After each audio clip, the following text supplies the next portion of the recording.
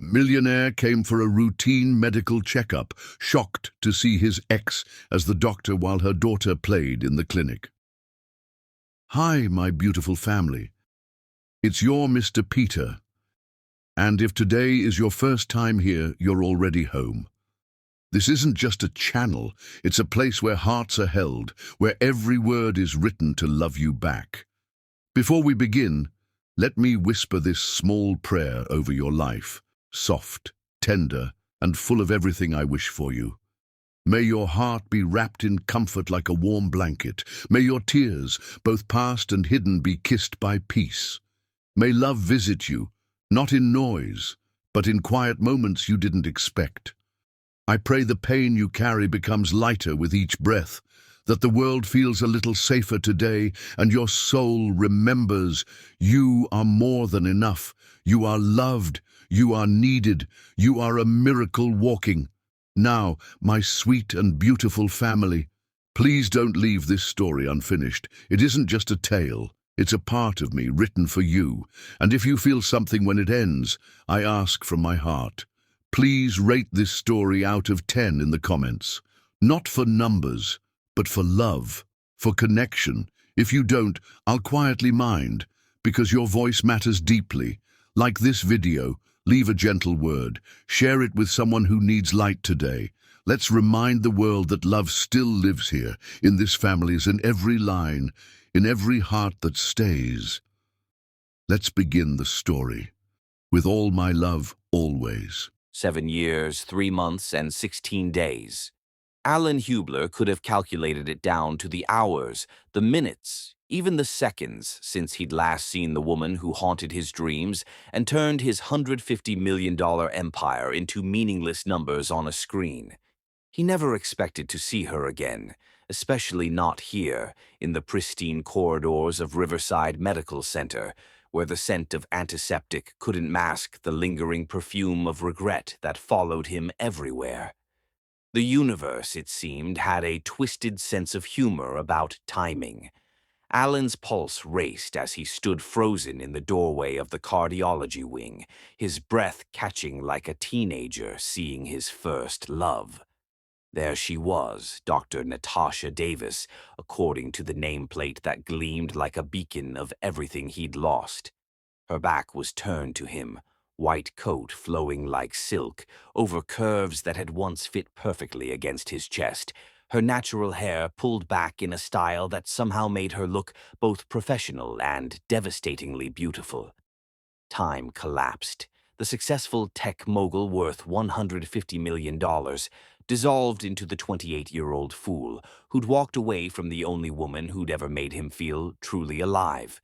His Italian leather shoes, worth more than most people's rent, felt like concrete blocks anchoring him to this moment of reckoning. "Mr. Hubler?" The receptionist's voice seemed to come from underwater. "Your appointment is ready." But Alan couldn't move, couldn't breathe, couldn't do anything but stare at the woman who'd once whispered that she'd love him forever, right before he'd proven that forever was a luxury he couldn't afford. Then Natasha turned around. The clipboard in her hands clattered to the floor, the sound echoing through the quiet wing like a gunshot. Her eyes, those deep, intelligent brown eyes that had once looked at him like he hung the moon, widened in shock, then narrowed with something that might have been pain or anger or the dangerous combination of both. Alan. His name fell from her lips like a prayer and a curse wrapped in velvet. Natasha. He'd spoken her name 1,000 times in his dreams, but hearing it aloud felt like swallowing glass and honey simultaneously. For a moment the world held its breath, the soft hum of medical equipment, the distant chatter of nurses, the gentle tick of the wall clock, all of it faded into background noise as 7 years of silence stretched between them like a chasm neither knew how to cross. She was even more beautiful than his memories had painted her, if such a thing were possible. Success had settled on her like a crown, the confidence in her posture, the way she held her chin, the intelligence that sparkled in her eyes despite the shock. She'd achieved everything she'd dreamed of, become the doctor she'd always wanted to be, and Alan felt a surge of pride mixed with devastating regret. "Mama, I finished my picture." A small voice piped up from the corner of the waiting area, and Alan's world tilted on its axis. A little girl, maybe 6 years old, bounced up from a child-sized table covered in coloring books and crayons. She had Natasha's warm brown skin and graceful movements, but something about her made Alan's chest tighten with recognition. The shape of her face, the way she tilted her head when she looked up at her mother, the dimple in her chin that appeared when she smiled. "That's beautiful, sweetheart," Natasha said, her voice strained as she knelt to examine the drawing. But her eyes kept darting back to Alan, watching him piece together the truth written in every line of the child's face. "Is this the patient, Mama?" the little girl asked, studying Alan with unabashed curiosity. "He looks worried. Are you going to help him feel better?"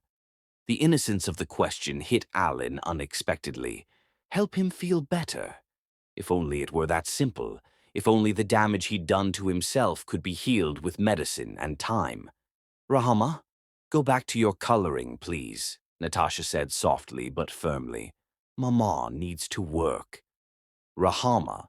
Even her name was beautiful, unique, and melodic like her mother. Alan watched as the little girl skipped back to her corner, humming a tune he didn't recognize, and felt something shift in his chest.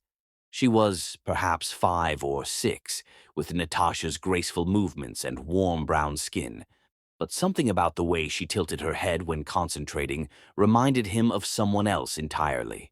"We should get started," Natasha said, her professional mask sliding back into place with practiced ease. "Mr. Hubler, if you'll follow me to examination room 3. The formality in her voice stung worse than any slap could have. "Mr. Hubler." As if they were strangers, as if he hadn't once known every inch of her skin, every dream she'd ever whispered in the dark, every way to make her laugh until tears streamed down her cheeks. Alan followed her down the hallway, his eyes drawn to the sway of her hips, the confident click of her heels, the way she held herself like she owned the world.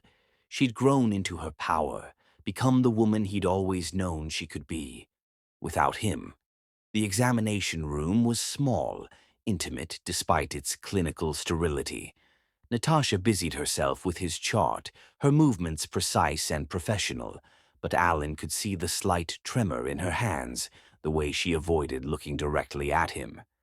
"Please have a seat on the table," she said, finally meeting his gaze. "I'll need to listen to your heart and lungs, check your blood pressure." The irony wasn't lost on either of them. She was going to listen to his heart, the heart that had been broken and empty for 7 years, the heart that had just started beating again the moment he'd seen her face. "Natasha, Dr. Davis," she corrected sharply, then softened slightly. "Please, let's keep this professional."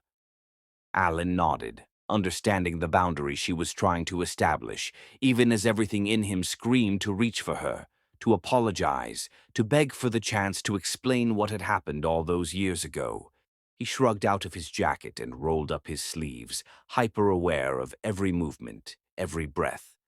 When Natasha approached with her stethoscope, he caught a whiff of her perfume, something floral and warm that made his head spin with memories of lazy Sunday mornings and tangled sheets. "Deep breath," she instructed, and he obeyed, trying to focus on anything but the way her fingers felt through his shirt, the way her proximity made his pulse race. "Your heart rate is elevated," she observed, her voice carefully neutral. "I wonder why," he murmured, and saw her jaw clench. She completed the examination in silence, her touch professional but gentle, and Alan found himself memorizing every second of it. The way she bit her lower lip when she concentrated, the small furrow between her brows, the way she unconsciously held her breath when she listened to his heart. "Everything appears normal," she said finally, stepping back and removing her stethoscope. "Your blood pressure is slightly high, but that could be situational stress." Situational stress. That was one way to put it. I'll need you to come back next week for some additional tests, she continued, scribbling notes in his chart. Blood work, an EKG, stress test, standard procedure for someone with your lifestyle. My lifestyle. For the first time since he'd entered the room, she looked directly at him, and he saw fire in her eyes. High stress, high stakes, high everything. The kind of life that puts career above all else. The words hung in the air between them like an accusation, a reminder of every choice he'd made that had led him away from her. Natasha, Dr. Davis, she corrected again, but there was less conviction in it this time. I never forgot, he said quietly, the words pulled from the deepest part of his soul. Not for a single day. She stared at him for a long moment, something vulnerable flickering across her features before she locked it away again. I'll have the receptionist schedule your follow-up appointments, she said, her voice steady despite the storm in her eyes. Take care of yourself, Alan. She turned to leave, but paused at the door, her hand on the handle. She's 6, she said without turning around, in case you were wondering. And with that, she was gone, leaving Alan alone with the weight of everything unsaid and the devastating mathematics of lost time. Outside, he could hear Rahama's voice asking her mother if the sad man was going to be okay, and Alan closed his eyes, wondering the same thing himself. Chapter 2. Professional Boundaries. The silence in examination room 3 stretched like a taut wire ready to snap, each second that ticked by on the wall clock marking another heartbeat of the life Alan had walked away from. His hands, which commanded boardrooms and closed million-dollar deals without trembling, betrayed him now as he rebuttoned his shirt. She's 6. The words echoed in his mind like a mantra of regret. 6 years old, 6 years of birthday parties he'd missed, bedtime stories he'd never read, scraped knees he hadn't kissed better. 6 years of his daughter growing up without knowing her father existed. The door creaked open, and Natasha stepped back inside, her professional composure intact but fragile, like expensive china held together by sheer will. She carried a folder thick with forms and test requisitions, but Alan noticed the way her fingers gripped the edges too tightly, the slight flush that colored her cheeks despite her attempt at clinical detachment. I've scheduled your follow-up appointments, she said, settling into the chair across from him with deliberate distance. Blood work tomorrow at 9, EKG on Wednesday, and the stress test Friday morning. The lab results should be ready by... Natasha. Her name escaped his lips like a prayer he'd been holding for 7 years. Please, can we talk? Really, talk? She looked up from the papers, and for a moment, the carefully constructed walls around her heart seemed to waver. In her eyes, he saw flashes of the woman who used to curl up against his chest on Sunday mornings, who laughed until she snorted at his terrible jokes, who once told him she wanted to have his babies someday. There's nothing to talk about, Alan. But her voice betrayed her, rough around the edges like sandpaper on silk. You're my patient. I'm your doctor. That's where this begins and ends. Does it? He leaned forward, desperate to close the distance between them, not just physically but emotionally. Because last time I checked, patients don't usually make their doctor's hands shake. Natasha's gaze dropped to her trembling fingers, and she quickly clasped them together in her lap. You're imagining things. Am I? Because I remember what you look like when you're trying not to cry, and right now, don't. The word came out sharp, defensive. Don't you dare psychoanalyze me. You lost that right 7 years ago when you disappeared without a word. The accusation hit him like a physical blow, and Alan felt the familiar weight of guilt settle on his shoulders. I know. God, Natasha, I know. If I could go back and change everything. But you can't. She stood abruptly, pacing to the small window that overlooked the medical center's garden. You can't change the fact that I called you for 3 weeks straight after you left. You can't change the fact that your phone went straight to voicemail, that your apartment was suddenly empty, that you vanished like I'd never mattered at all. Alan's throat constricted. He remembered those calls, had listened to every voicemail she'd left, each one more desperate than the last. But he'd been drowning in the demands of his startup, convinced that answering would only make leaving harder for both of them. You mattered, he said quietly. You mattered more than anything. That's why I had to go. The investors, they wanted everything from me. Every waking moment, every ounce of energy. I couldn't give you the life you deserved while building the company. Natasha spun around, her eyes blazing with a fire that took his breath away. That wasn't your choice to make. You didn't get to decide what life I deserved. You didn't get to decide that I wasn't worth fighting for. I thought I was protecting you. From what? Love? Partnership? A future together? She laughed, but there was no humor in it, only pain. Do you have any idea what it was like?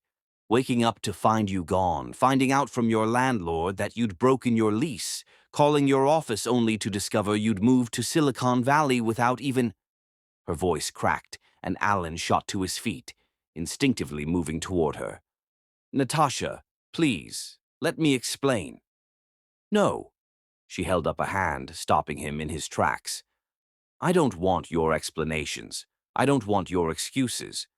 I want you to understand that your choice, your grand gesture of protection, cost me everything. Everything.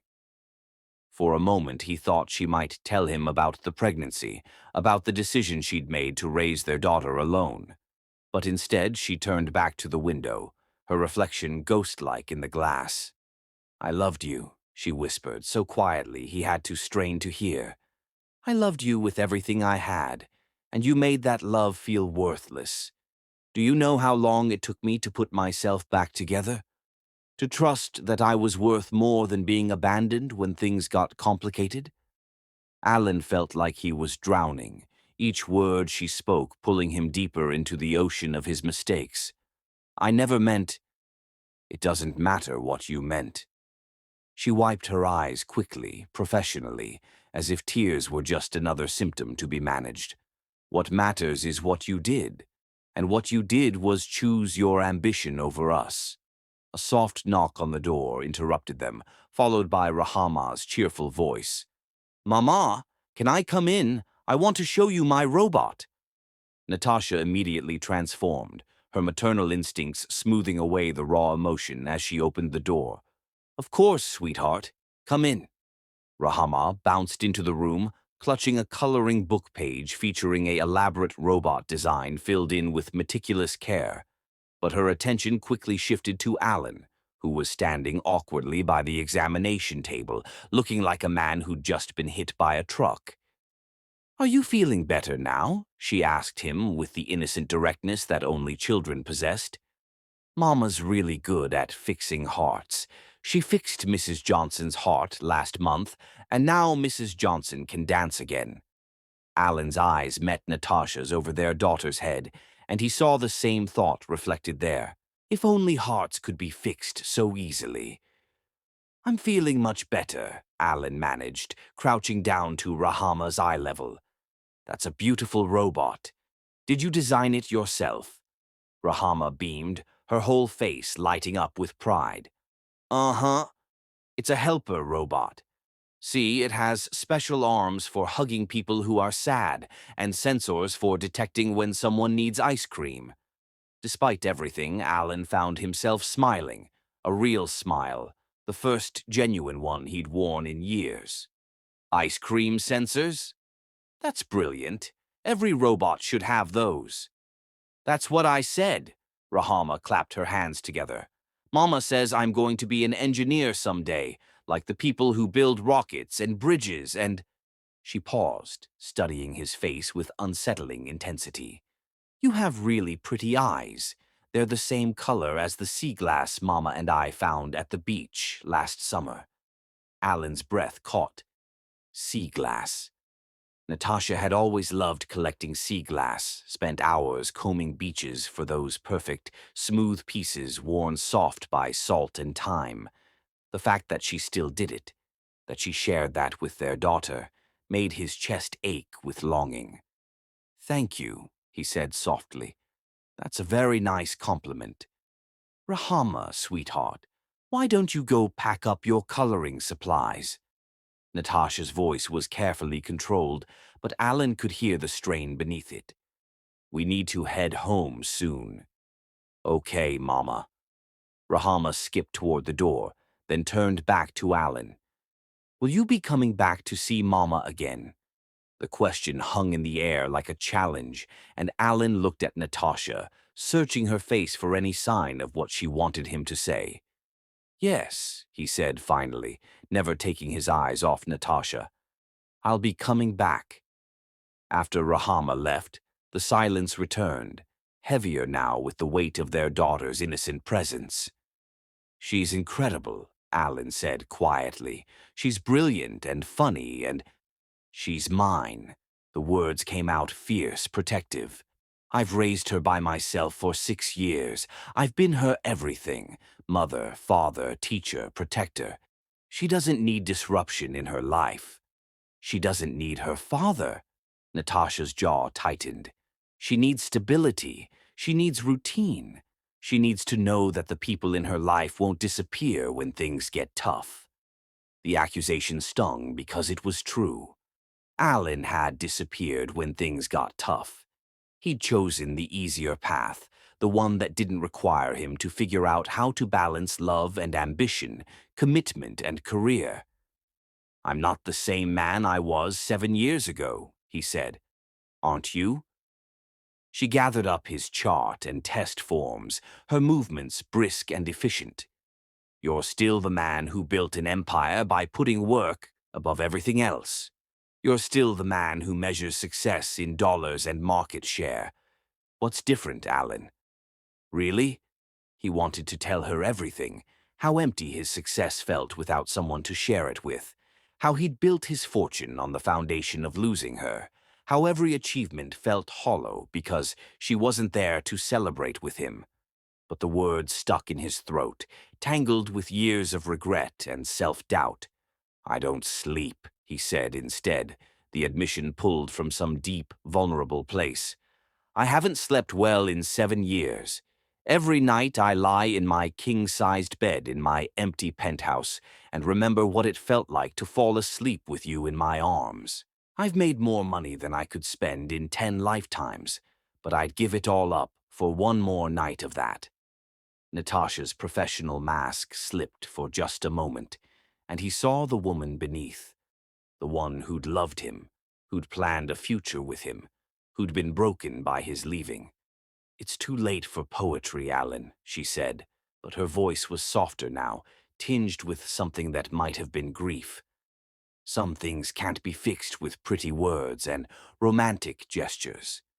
What about with time? With proof that I've changed?" She looked at him for a long moment, and he saw her internal struggle played out across her features, the war between the woman who'd loved him and the mother who would protect her child at any cost.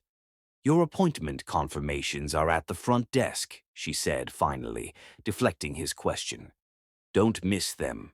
Consistency is important for accurate results." It wasn't an answer, but it wasn't a no either. Alan took it as the small victory it was.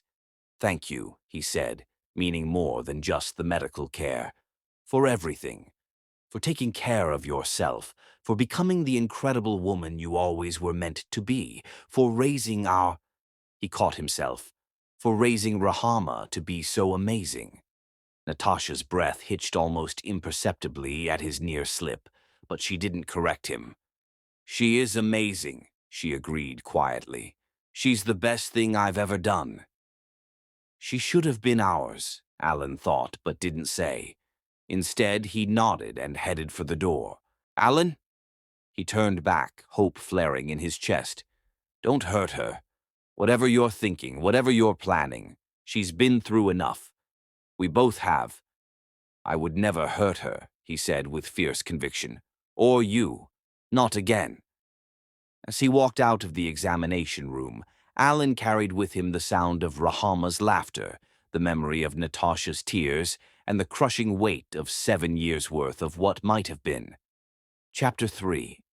Memories resurface. 7 years earlier. The coffee shop on Fifth Street had terrible acoustics, mismatched furniture, and the kind of charm that only came from years of students spilling their hearts and caffeine across scratched wooden tables. Alan had discovered it by accident, ducking in from a sudden downpour, and stayed because the girl with the medical textbooks had looked up when he'd cursed his soaked laptop. Rice, she'd said simply, not looking up from her anatomy diagrams. Put it in rice overnight. Might save it. Her voice had been like warm honey with just a hint of amusement that made him want to hear it again. When she finally looked up, Alan felt the world tilt sideways. She was beautiful in a way that made his chest tight. Natural hair framing a face that belonged in art galleries, eyes that sparkled with intelligence and mischief, skin that seemed to glow from within. Does that actually work? He'd asked, clutching his laptop like a lifeline to keep talking to her. Depends on how badly you treated it, she'd replied, and something in her tone suggested she wasn't just talking about electronics. That had been the beginning. 3 hours of conversation that felt like 3 minutes, coffee growing cold as they talked about everything and nothing. Her dreams of becoming a cardiologist, his crazy idea for a tech startup, the books they'd read, the places they wanted to travel, the future that suddenly seemed bright enough to blind them both. I'm Natasha, she'd said when the coffee shop started closing around them. Alan, he'd replied, already knowing he was falling. Present day. Alan sat in his Tesla outside Riverside Medical Center, the memory so vivid he could still smell the coffee shop's cinnamon-scented air. His hands gripped the steering wheel as wave after wave of recollection crashed over him, each one more painful than the last. Their first official date had been at the Natural History Museum, Natasha's choice, because she'd wanted to see the human heart exhibit. They'd stood in front of the preserved organ, her hand warm in his, as she'd explained how the chambers worked, how every beat was a miracle of engineering. The heart is the only muscle that never gets to rest, she'd said, her voice full of wonder. It starts beating before we're even born, and it doesn't stop until we die. Imagine the endurance, the commitment to keep going no matter what. Alan had squeezed her hand, thinking that his heart had found its rhythm the moment he'd met her. Their relationship had unfolded like a flower blooming in fast forward. Late-night study sessions where she'd quiz him on business theory while he helped her memorize medical terminology. Lazy Sunday mornings tangled in his sheets, planning a future that seemed as certain as sunrise. The way she'd curl against his chest, tracing patterns on his skin while telling him about her day, her dreams, her fears. I want to fix hearts, she'd whispered one night, her breath warm against his neck. Literally and figuratively. I want to give people more time with the ones they love. You already fixed mine, he'd whispered back, meaning every word. They'd moved in together after 8 months, a tiny apartment near campus that felt like paradise because it was theirs. Natasha had insisted on cooking Sunday dinners, claiming it kept her grounded despite her demanding pre-med schedule. Alan would work on his laptop at the kitchen table, stealing glances at her as she hummed while chopping vegetables, her movements graceful and efficient. What are you staring at? She'd catch him sometimes, laughing when he'd blush like a teenager. My future, he'd always answer, and she'd kiss him until his laptop was forgotten and dinner burned on the stove. Present day. Alan's phone buzzed with a text from his assistant about the Tokyo deal, snapping him back to reality. But instead of opening it, he found himself scrolling through his contacts until he found the folder he'd never deleted, the one labeled N that contained every photo, every voicemail, every text message from their 2 years together. There she was, laughing at his terrible attempt at making pancakes, flour in her hair and joy in her eyes. There they were at the beach, Natasha holding up a piece of sea glass like a treasure, the sunset turning her skin golden. There was the selfie she'd taken of them on Christmas morning, both of them ridiculous in matching pajamas she'd insisted on buying. His finger hovered over a video, one he'd never been able to watch but could never delete. The timestamp showed it was from 2 weeks before he'd left. With trembling hands, he pressed play. Natasha's face filled the screen, radiant with happiness. She was in their kitchen wearing one of his old college t-shirts, her hair wild from sleep. "Alan Hubler," her recorded voice said, giggling as she spoke to the camera. "You left your phone at home like an absent-minded professor, so I'm leaving you a video message. I have news, baby.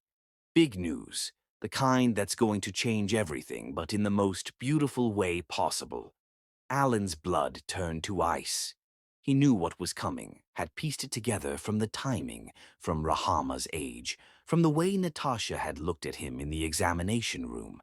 But hearing it, seeing the pure joy on her face as she prepared to tell him about their child, "I'm pregnant," she whispered to the camera, her hand moving to her still flat stomach. "We're going to have a baby, Alan. Our baby. I know it's scary and we're young and you're working so hard on the company, but—" Her voice broke with happiness.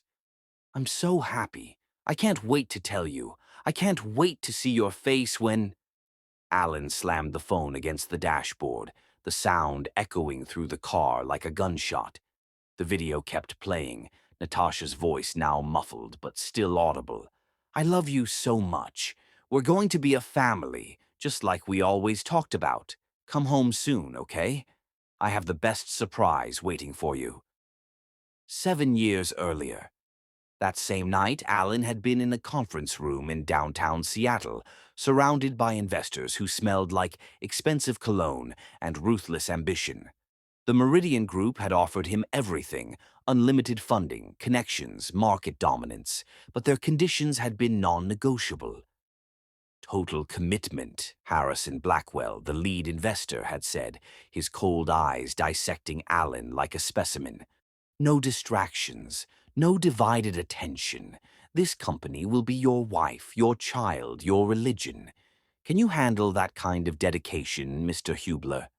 Alan had thought about Natasha waiting at home, probably studying for her MCAT, maybe making that pasta dish he loved. He'd thought about their plans for the weekend, the way she'd been acting lately, secretive, excited about something she claimed was a surprise. "Yes," he'd said, sealing both their fates with a single word. "I can handle it." The contract had required immediate relocation to Silicon Valley. The investors had wanted him isolated, focused, completely devoted to building their vision. And Alan, drunk on ambition and terrified of failure, had agreed to everything. He'd gone home to pack, planning to wake Natasha, to explain, to convince her to come with him. But she'd been sleeping so peacefully, one hand curved protectively over her stomach, in a gesture he hadn't understood at the time. He'd watched her for an hour, memorizing her face in the moonlight, telling himself that this was temporary, that success would give them everything they'd ever dreamed of. He'd left a note. Coward that he was, he'd left a note instead of having the conversation that might have changed everything. "I have to go. There's an opportunity I can't pass up, but it means leaving immediately. I love you, but I need to do this alone. I'll call when I can. Please understand. A. Present day." Alan stared at his reflection in the Tesla's window, seeing the ghost of the young man who'd made the worst decision of his life. He'd been so certain that success would solve everything, that money and power would make him worthy of her love. Instead, it had cost him the only thing that had ever truly mattered. His phone rang, jolting him from his spiral of regret. His assistant's name flashed on the screen, but he ignored it. Nothing the business world could offer him mattered now. Not when he'd finally found what he'd been searching for in every boardroom, every merger, every victory that had felt hollow the moment it was achieved. He'd found his way back to Natasha, back to their daughter. 7 years earlier, 3 weeks after he left, Natasha had called 43 times. Alan knew because he'd counted each missed call, had listened to every voicemail until he had them memorized. The first ones had been confused, worried about why he wasn't answering, then concerned, asking if he was okay, then hurt, pleading for him to just call her back, then angry, demanding explanations. The last voicemail had come on a Tuesday. Her voice had been different, flat, exhausted, empty of everything that had made it uniquely hers. "I get it now," she'd said, each word carefully measured. "You're not coming back. You made your choice, and it wasn't me. That's fine, Alan. I want you to know that I'll be okay.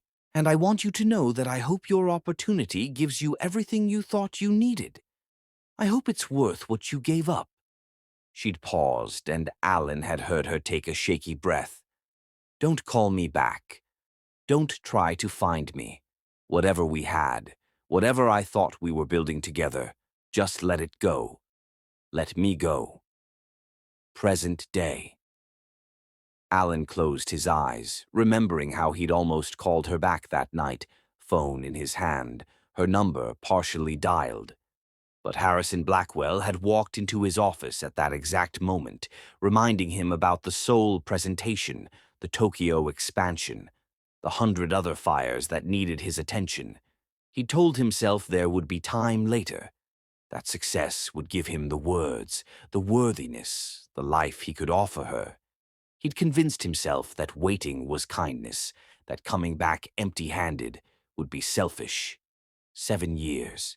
7 years of building an empire on the foundation of the greatest loss of his life. 7 years of telling himself that the ache in his chest was just the price of ambition. 7 years of sleeping alone in beds that cost more than most people's cars, surrounded by everything money could buy and nothing that mattered. A knock on his car window made him jump. A parking attendant stood outside, gesturing at the meter that had expired while he'd been lost in the past. "Sorry," Alan said, rolling down the window. "I was just—" "No problem, sir. Happens to all of us sometimes. Lost in thought." Something like that. As he fed quarters into the meter, Alan's mind drifted to Rahama, their daughter, though she didn't know it yet. 6 years old. 6 years of birthdays he'd missed, bedtime stories he'd never read, scraped knees he hadn't kissed better. 6 years of her growing up without knowing her father existed. But she existed. Despite everything he'd done wrong, despite every terrible choice he'd made, something beautiful had come from their love. Natasha had carried their child alone, raised her alone, been everything Rahama needed without his help. The thought filled him with equal parts gratitude and devastation. Gratitude that Natasha was strong enough, loving enough, incredible enough to give their daughter everything she needed. Devastation that he'd missed it all, that his cowardice had cost him the chance to be part of something truly meaningful. Back in his car, Alan made a decision that felt like jumping off a cliff and growing wings at the same time. He wasn't going to let another day pass without fighting for what he'd lost. He wasn't going to let fear or pride or the comfortable numbness of success keep him from the family he'd never stopped loving. He had no idea if Natasha would ever forgive him. No idea if Rahama would want a father who'd been absent from her entire life. No idea if the love that had once burned between them could survive 7 years of silence and regret. But he had to try.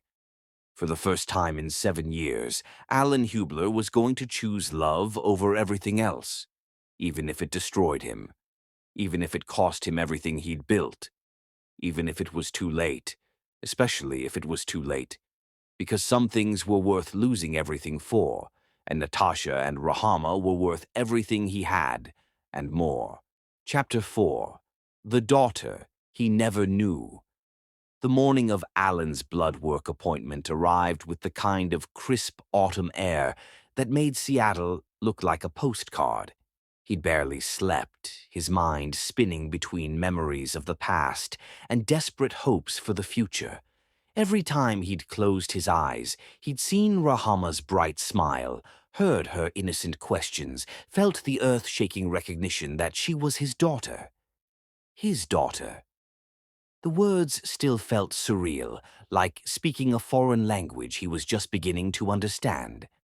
For 6 years, she'd existed in the world without him knowing, taking her first steps, saying her first words, having her first day of school, all the milestones he'd dreamed of sharing with Natasha someday.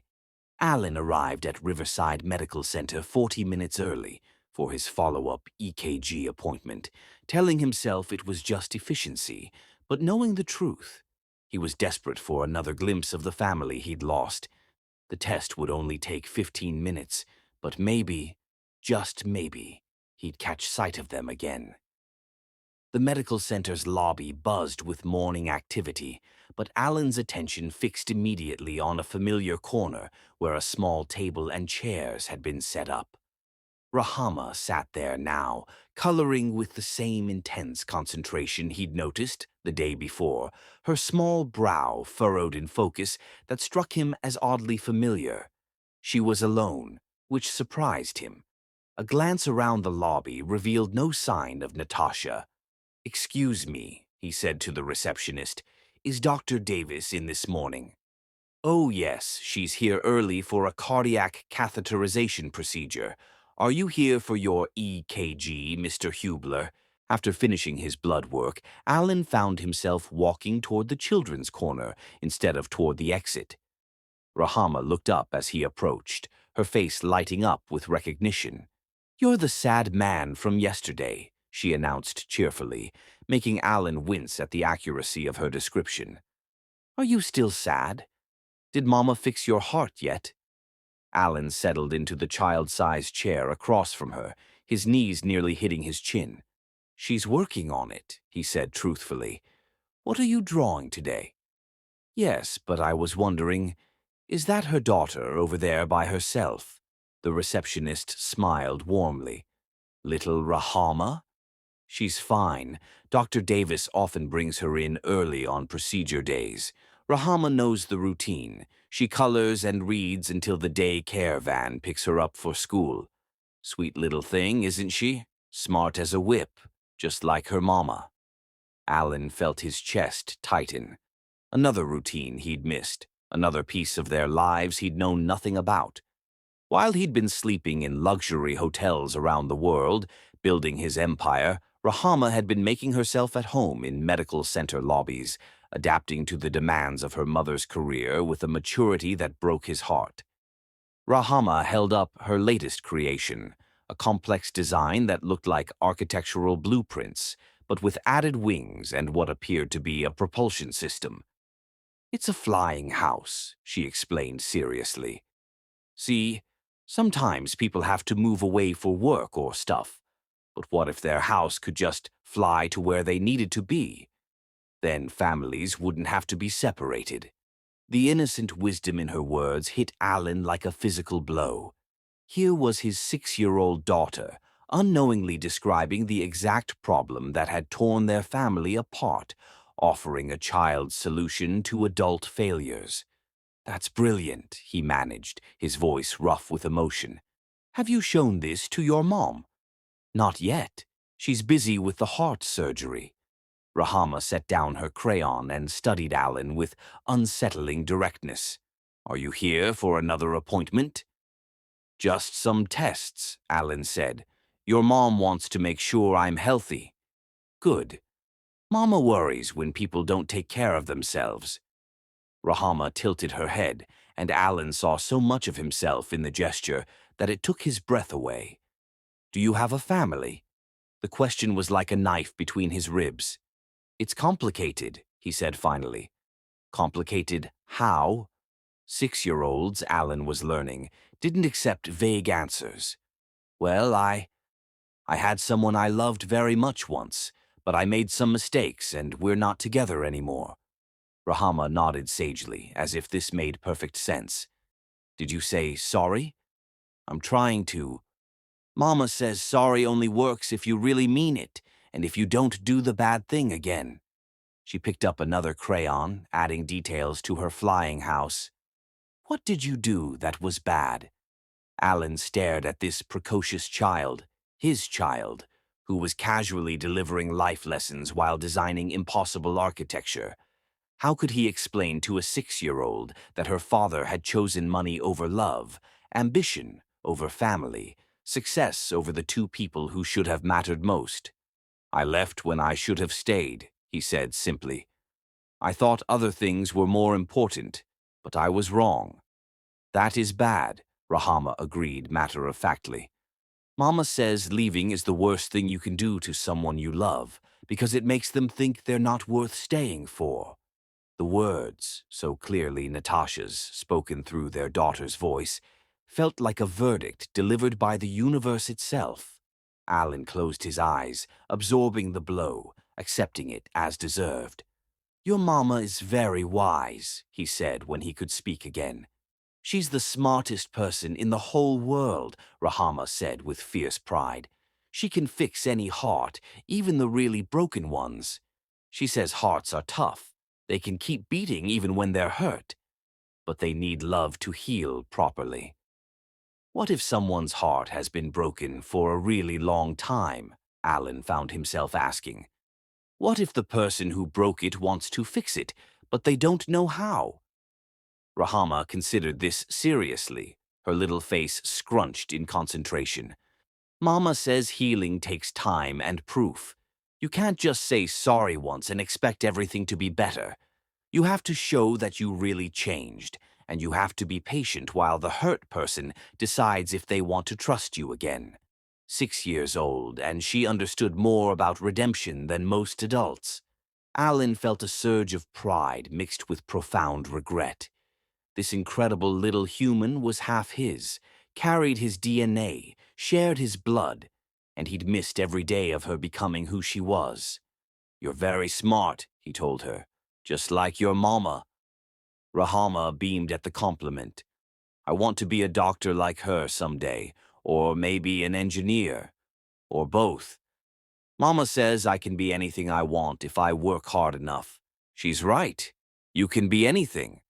Alan leaned forward, captivated by her enthusiasm. What kind of engineering interests you?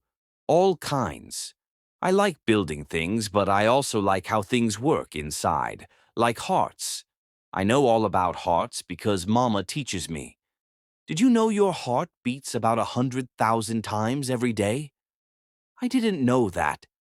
It's true, and all that blood goes through these tiny little tubes called capillaries. Mama showed me pictures. Rahama's eyes sparkled with the joy of sharing knowledge. She says the heart is the most important muscle because everything else needs what it gives them.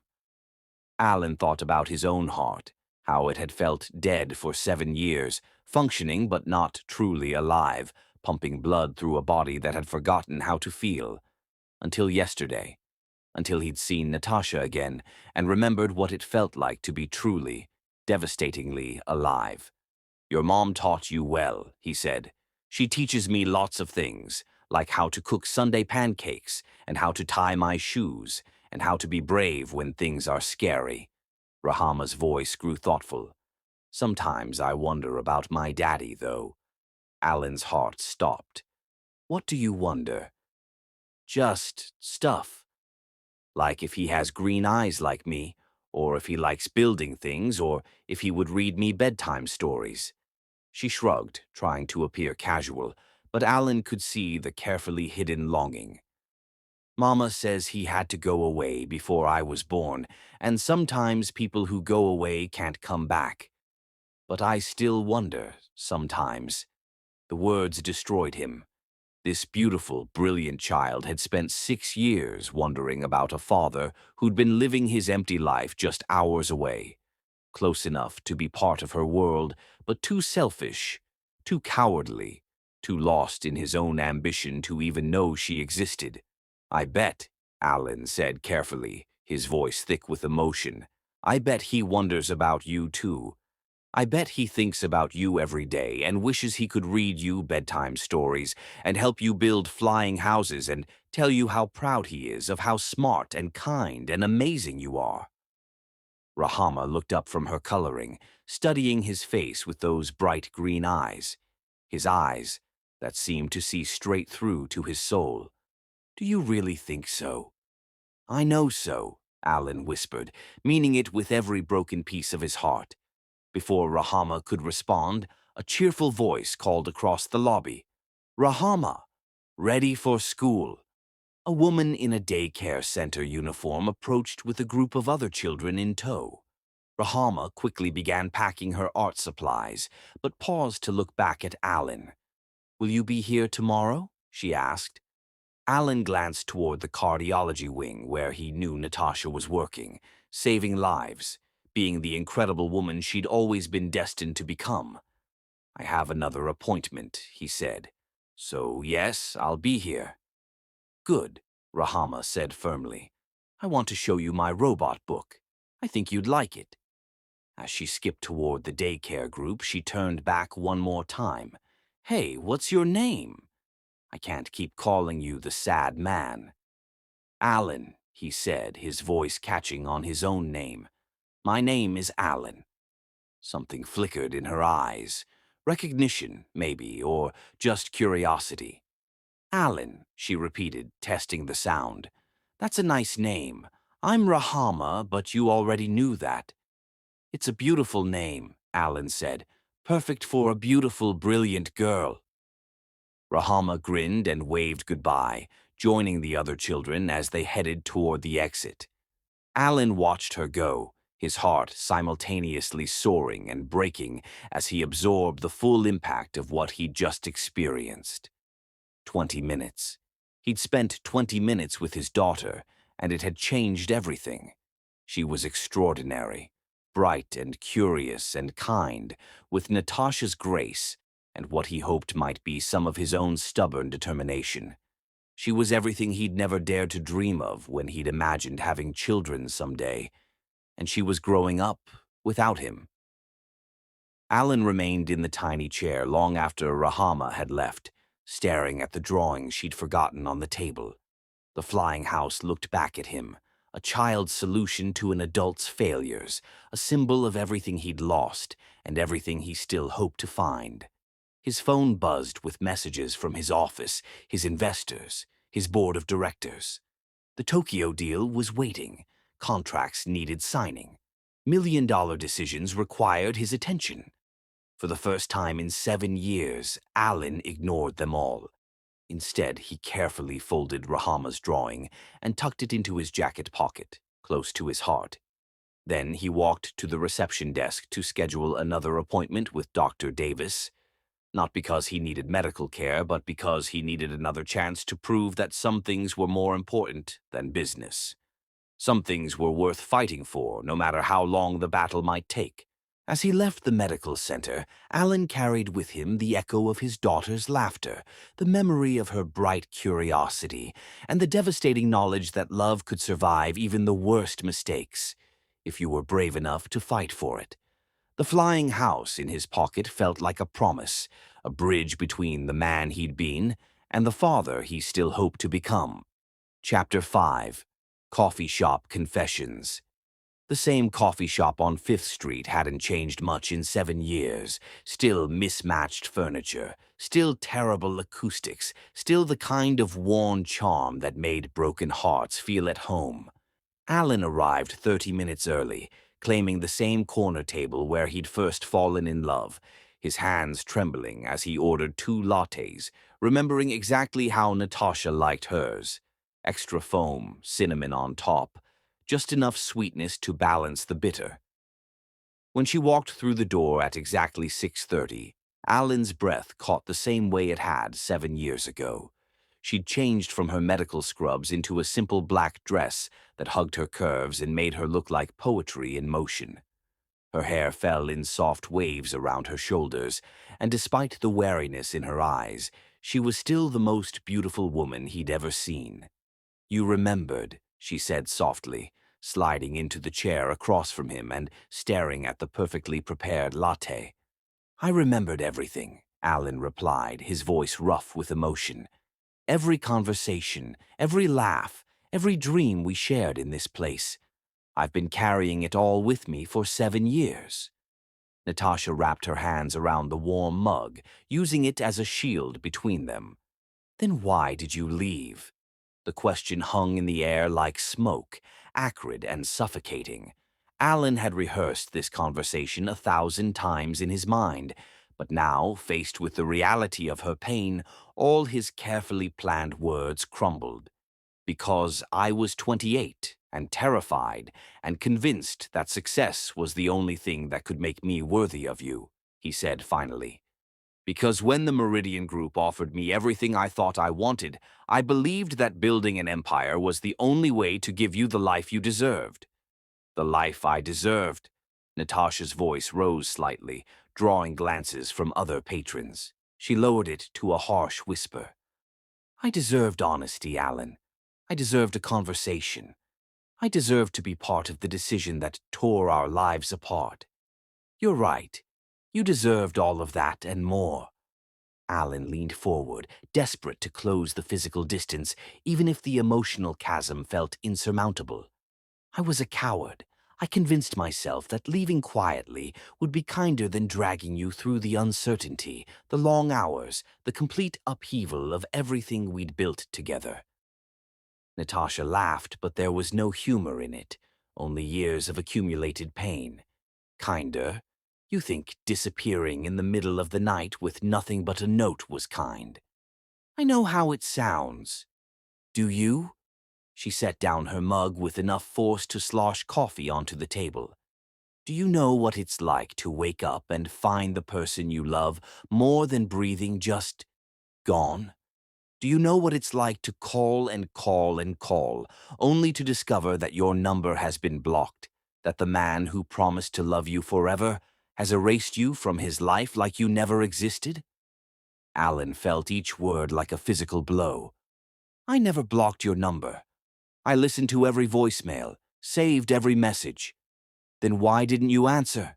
The question came out as a whisper, broken and raw. "Even once, Alan. Just once, why couldn't you pick up the phone?" "Because I knew that if I heard your voice, really heard it, I would have come home. And I convinced myself that would have been selfish, that it would have ruined both our futures." "Our futures." Natasha's eyes blazed with a fire that took his breath away. "You didn't get to make that choice for both of us. You didn't get to decide what was best for my future. I know that now. God, Natasha, I know that now." Alan reached across the table, his fingertips just brushing hers before she pulled away. "I've spent 7 years regretting every decision I made, every call I didn't answer, every moment I chose my career over— Over what? Over us? Over your daughter?" The words exploded between them like a grenade, and Alan watched Natasha immediately regret saying them. She closed her eyes, her face crumpling with pain.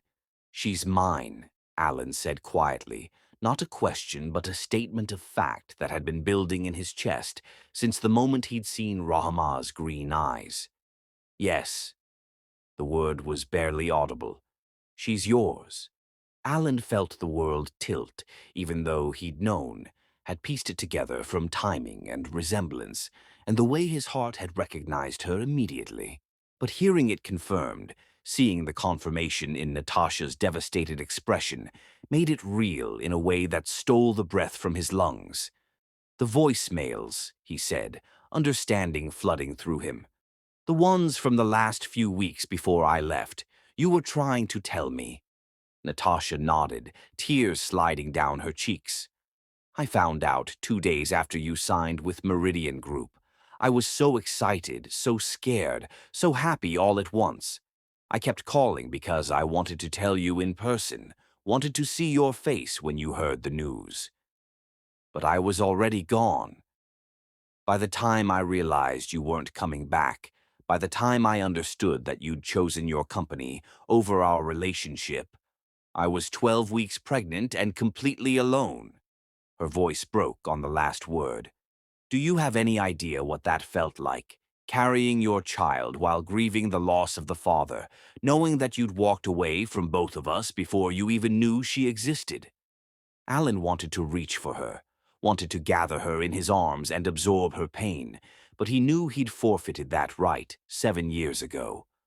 I'm so sorry, he whispered, the words pathetic and inadequate. I'm so fucking sorry, Natasha. Sorry doesn't give me back the nights I spent crying into my pillow, wondering what I'd done wrong, what I could have said or done differently to make you stay. Her tears came faster now, years of suppressed pain finally breaking free.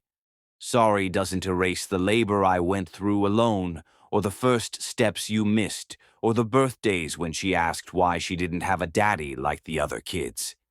Each revelation was a knife to his heart, but Alan forced himself to listen, to absorb every detail of the life he'd missed, the pain he'd caused. Tell me about her birth, he said softly. Please. Natasha looked at him for a long moment, and he saw her internal struggle, the desire to hurt him warring with the need to share the most important moment of her life. She was born on a Tuesday in March, she said finally, her voice growing soft with memory. 22 hours of labor, and I did it all alone because I was too proud to call my mother, too heartbroken to reach out to friends who would ask questions about her father. Alan closed his eyes, imagining Natasha going through that alone, being strong when she should have had someone to hold her hand and tell her how brave she was. When they finally put her in my arms, Natasha continued, she looked up at me with these perfect green eyes, your eyes, and I fell apart, because she was so beautiful and I loved her instantly, but I also mourned the fact that you would never see her, never hold her, never know how incredible she was. What did you name her? Rahama. It's beautiful. What does it mean? A ghost of a smile crossed Natasha's face. It means mercy, compassion. I chose it because I hoped that someday, when she was older, she would understand that sometimes people make terrible mistakes, and mercy is the only thing that can heal the wounds left behind. Alan felt the name settle into his heart like a blessing. She's extraordinary. Even from the little time I've spent with her, I can see how brilliant she is, how kind. You've done an incredible job raising her. I've done my best. Natasha wiped her eyes with the back of her hand. But it's been hard, Alan. Harder than you can imagine. Medical school as a single mother, residency with a toddler, building a career while being everything to her. Mother, father, provider, protector. You shouldn't have had to do it alone. No, I shouldn't have, but I did, and we survived. More than survived, we thrived. We built a life together, just the two of us, and it's a good life. She's happy, healthy, loved beyond measure. Alan heard the warning in her words, the protective steel beneath the vulnerability. I'm not trying to disrupt that life, I want to be part of it. I want to know her, to help, if you'll let me, to try to make up for all the years I lost. Make up for it how? Natasha leaned back in her chair, studying him with the clinical detachment she'd perfected as a doctor. With money? With expensive gifts? With grand gestures that make you feel better about abandoning us? Number, I want to make up for it by being present. By being the father she deserves, the partner you should have had all along. Partner? Natasha's laugh was sharp, defensive. Alan, we're not picking up where we left off. We're not some romantic movie where love conquers all and everyone lives happily ever after. You hurt me in ways I'm still recovering from. You have a daughter who doesn't even know you exist. This isn't about us anymore. It's about her. I know. And I know I have no right to ask for anything from you. But Natasha, please, give me a chance to prove that I've changed. Let me show you that I can be the man you both deserve. How? How do I trust you not to leave again when things get complicated? When your business demands more of your time? When the next big opportunity comes along? Alan reached into his jacket and pulled out Rahama's drawing, the flying house that had been burning a hole in his heart since morning. He smoothed it out on the table between them. "She drew this today," he said softly. "A flying house, so families don't have to be separated when people have to move for work. At 6 years old, she solved the problem that I was too blind and selfish to see 7 years ago." Natasha stared at the drawing, her expression softening as she recognized her daughter's handiwork. "I spent 20 minutes with her this morning," Alan continued, "and she taught me more about love and forgiveness and what really matters than 7 years of success ever did. She told me that healing takes time and proof, that you can't just say sorry once and expect everything to be better. She's wise beyond her years. She had to be. Because of my choices, because I forced her to grow up without a father." Alan's voice cracked. "I can't change the past, Natasha. I can't give you back those nights you cried alone, or hold your hand during labor, or see her first steps. But I can be here now. I can choose you both every single day for the rest of my life." Natasha was quiet for a long time, staring at the drawing, at the coffee growing cold between them, at everything except Alan's face. "The Tokyo opportunity," she said finally. Alan blinked, confused. "What?" "I know about the Yamamoto Group's interest in your company. $800 million for full acquisition with international expansion requirements. It was in the Business Journal 2 weeks ago." She finally looked up at him. "Have you made your decision?" The question hit him like ice water. She knew about the potential deal. She knew about the choice that was waiting for him, the same kind of choice that had torn them apart 7 years ago. "I don't," he said simply. "What do you mean?" "I mean, I'm not taking the deal. I turned it down 3 days ago." Alan pulled out his phone, showing her the email he'd sent to his board of directors. "I've spent 7 years building a company that means nothing without you and Rahama in my life. I'm not making that mistake again." Natasha read the email, her eyes widening as she absorbed the magnitude of what he was saying. "You turned down $800 million. I turned down everything that would take me away from the two most important people in my world." For the first time since they'd sat down, Natasha looked at him without defensive armor, without the careful distance she'd maintained. He saw surprise there and something that might have been hope. "Alan, I love you," he said, the words tumbling out like water through a broken dam. "I never stopped loving you, not for a single day, not for a single moment. I love the woman you were, the woman you've become, the mother you are to our daughter. I love you enough to walk away if that's what's best for both of you, but I love you too much not to fight for the chance to be the man you deserve."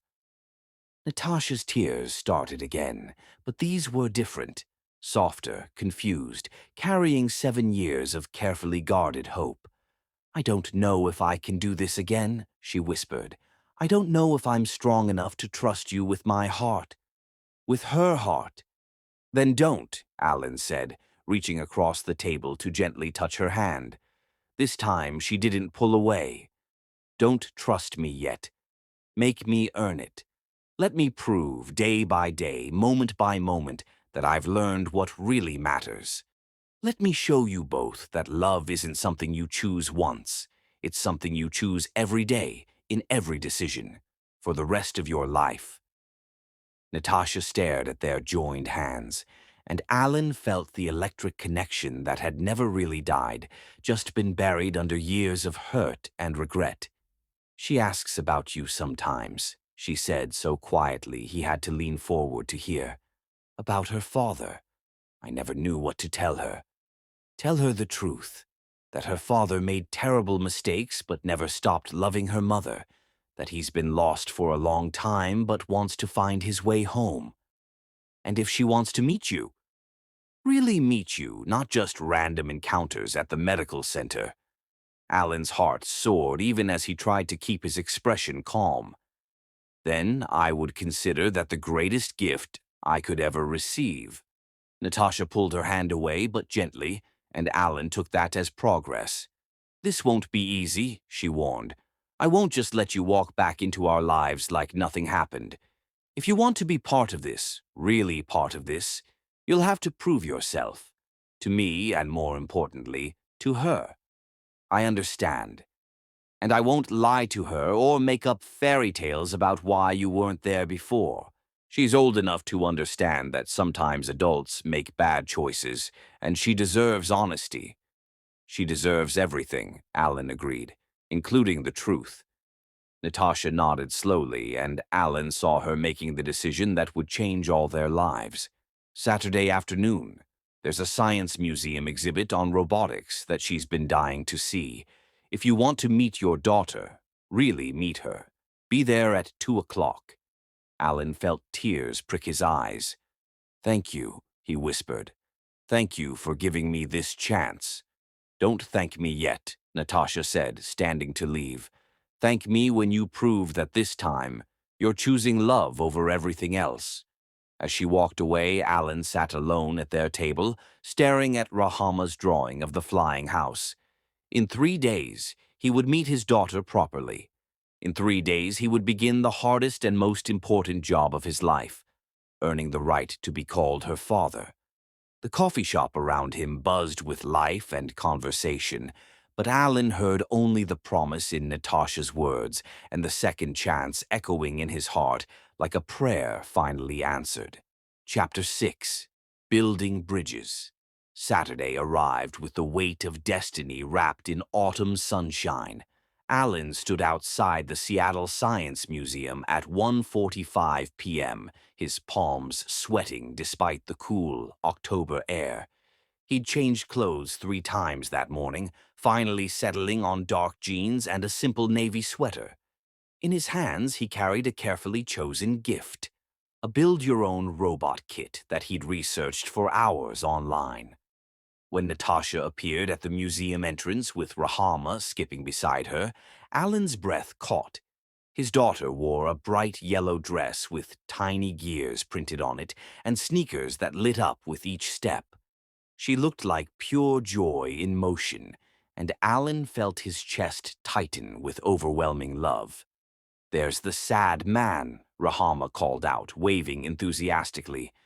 "But you don't look sad today. You look happy." "I am happy," Alan said, crouching down to her level. "I'm happy because I get to spend the day with 2 of my favorite people." Rahama giggled at being called one of his favorites, while Natasha gave him a cautious nod of acknowledgement.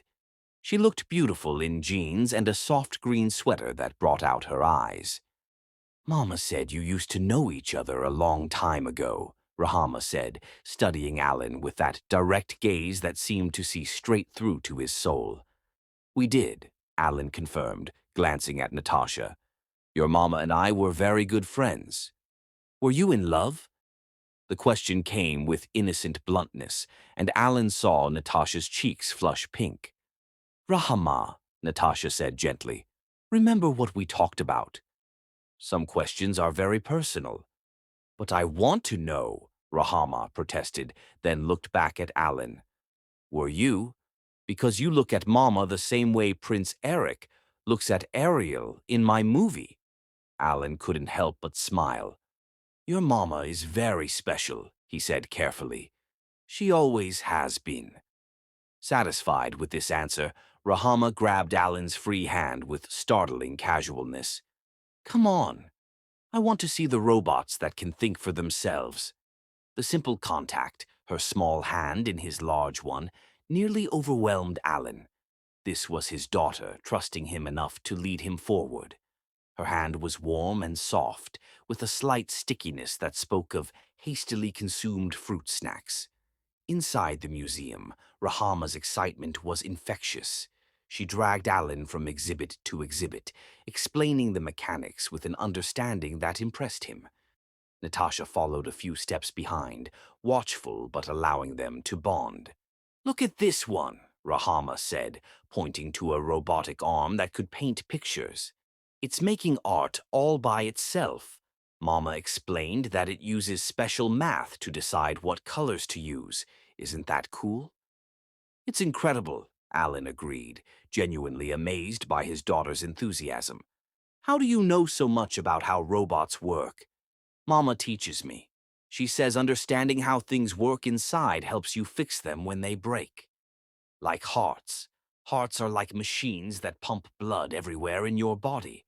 Alan looked at Natasha over Rahama's head, seeing the pride and love shining in her eyes as she watched their daughter share her knowledge.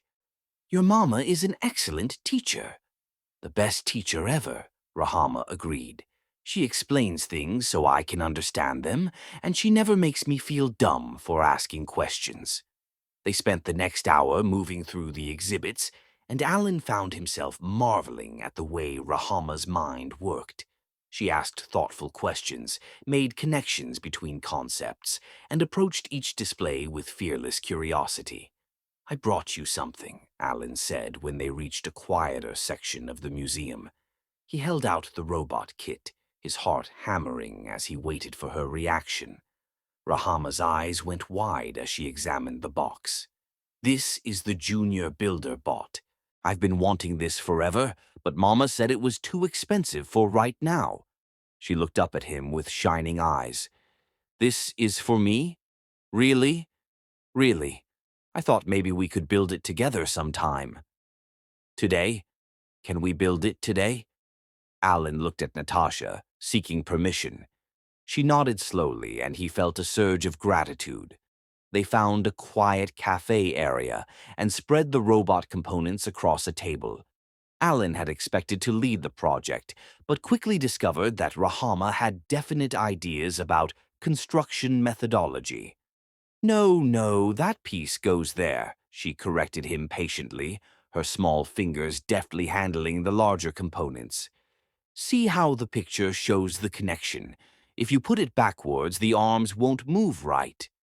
You're absolutely right, Alan said, marveling at her technical vocabulary. I stand corrected. Mama says everyone makes mistakes, even grown-ups. The important thing is being willing to learn from them. Rahama glanced up at him with those green eyes that mirrored his own. Do you like learning new things? I do, especially when I have such a good teacher. They worked side by side for the next 2 hours, and Alan found himself falling completely in love with his daughter's personality. She was patient when he struggled, encouraging when he got frustrated, and brilliant in her problem-solving approach. When they encountered a programming challenge, she suggested asking Natasha for help. Mama knows about electrical systems because of hearts, Rahama explained. Maybe she can help us figure out why our robot's arm keeps jerking. Natasha joined them at the table, and suddenly Alan was acutely aware of her proximity as she leaned over the robot. When she accidentally brushed against his shoulder while reaching for a component, he felt electricity shoot through his entire body. I think the issue is in the calibration, she said, her professional focus kicking in. See how this sensor is reading incorrectly? You need to reset the baseline measurements. Working together, the three of them debugged the programming, and when the little robot finally performed its first successful movements, Rahama cheered with delight. We did it. We actually did it. She hugged the robot, then impulsively hugged Alan. Thank you for helping me build him. This is the best day ever. Alan's arms closed around his daughter, and for a moment, the world disappeared. When Rahama pulled back, he had to blink away tears. What should we name him? Alan asked, his voice slightly rough. Rahama considered seriously. How about Bridge? Because he's like a bridge between old technology and new technology, and also because... She paused, looking between Alan and Natasha with sudden shyness. Because he helped us all work together today. Alan met Natasha's eyes across the table and saw his own emotion reflected there. Their daughter had unknowingly named their creation after exactly what they were all trying to build. Bridge is perfect, Natasha said softly. As they prepared to leave the museum, Rahama chattered excitedly about modifications she wanted to make to Bridge. Can Alan come over for dinner tomorrow? Rahama asked suddenly as they stood outside. I want to show him my room and my other projects, and Mama makes the best Sunday pancakes in the whole world. Alan's heart stopped. He looked at Natasha, trying not to appear too hopeful. I think that could be arranged, Natasha said carefully. If Alan doesn't have other plans. No other plans, Alan said quickly. No plans at all. Yay, Rahama bounced on her toes. Can you come early? Like 10 o'clock. That's when we usually start cooking. I'll be there at 10, Alan promised. As they prepared to part ways, Rahama hugged Alan goodbye with the easy affection of a child who had decided he was worth trusting. Thank you for today, she said into his chest. I had so much fun building bridge with you and Mama. When Rahama skipped ahead, Natasha stepped closer to Alan. For a moment, they stood in the golden afternoon light, the ghosts of their past mingling with the tentative hope of their future. She likes you, Natasha said quietly. I love her, Alan replied without hesitation. She's extraordinary, Natasha. You've raised an incredible human being. She's the best of both of us, Natasha said, and something in her tone made Alan's heart skip. I see you in her curiosity, her determination to understand how things work. And I see you in her kindness, her wisdom, her ability to make everyone around her feel special and valued. Alan paused, gathering courage. I see you in the way she loves completely. They looked at each other for a long moment, years of history and hurt and hope passing between them in silence. Tomorrow, Natasha said finally, she's going to ask more questions. About us, about why you weren't there before, about what happens next. Are you prepared for that? I'm prepared to be honest, Alan said. She deserves the truth. She does. Natasha adjusted her purse strap, a nervous gesture Alan remembered. And so do I. If you're going to be part of her life, I need to know this isn't just guilt or novelty. I need to know you're committed to being present, even when it's difficult. I'm committed, Alan said firmly, to her and to earning your trust again. I know I have a long way to go, but today felt like a beginning. It did, Natasha agreed softly. A very small beginning. As she walked away with Rahama, Alan remained standing outside the museum, watching until they disappeared around the corner. In his pocket, Bridges' programming cord had gotten tangled with Rahama's original flying house drawing, and he smiled at the symbolism. For the first time in 7 years, Alan went to sleep that night with anticipation instead of regret filling his chest. Tomorrow he would sit at Natasha's kitchen table, learn their Sunday morning traditions, and take another small step toward becoming the father Rahama deserved, and the man Natasha might someday trust again. Chapter 7. Dangerous Territory. Sunday morning arrived with the soft patter of Seattle rain against windows, and the kind of cozy atmosphere that made staying inside feel like a gift. Alan stood on Natasha's doorstep at exactly 10 o'clock, holding a bag of premium coffee beans and a bouquet of sunflowers, Rahama's favorite according to his careful mental catalog of everything he'd learned about his daughter. When the door opened, he was greeted by the sight of Natasha in pajama pants and an oversized sweater, her hair pulled back in a messy bun, and no makeup. She was breathtakingly beautiful in her casual authenticity, more radiant than any of the polished socialites who had graced his arm at corporate events. You're punctual, she said, stepping aside to let him in. Rahama's been up since 7, organizing her projects to show you. Alan stepped into their home for the first time and immediately felt the warmth that money couldn't buy. The small apartment was filled with evidence of their life together. Rahama's artwork covering the refrigerator, a cozy reading nook with well-loved books, family photos showing just the two of them, but radiating happiness. The space was modest but rich with love and all the things that made a house a home. Alan. Rahama appeared in the hallway wearing matching pajamas and bunny slippers, her face bright with excitement. "You came? I was worried maybe you changed your mind." The innocent comment hit Alan like a punch to the chest. Of course, she would worry about people changing their minds. She'd spent 6 years with a father who had never shown up. "I would never change my mind about spending time with you," Alan said, kneeling down to her level. "When I make a promise to someone I care about, I keep it." Rahama beamed and grabbed his hand. "Come see my room first, then we can cook." Her bedroom was a perfect reflection of her personality. Constellation charts on one wall, blueprints she'd drawn for inventions on another, and a corner dedicated to half-built projects. Alan spent 20 minutes listening to detailed explanations of each creation, marveling at the complexity of her imagination. "This is my perpetual motion machine," she said proudly, showing him a contraption made of cardboard tubes and marbles. "It doesn't actually work perpetually because of friction, but it's still pretty cool." "Did you learn about friction in school?" Alan asked, amazed. "Mama taught me.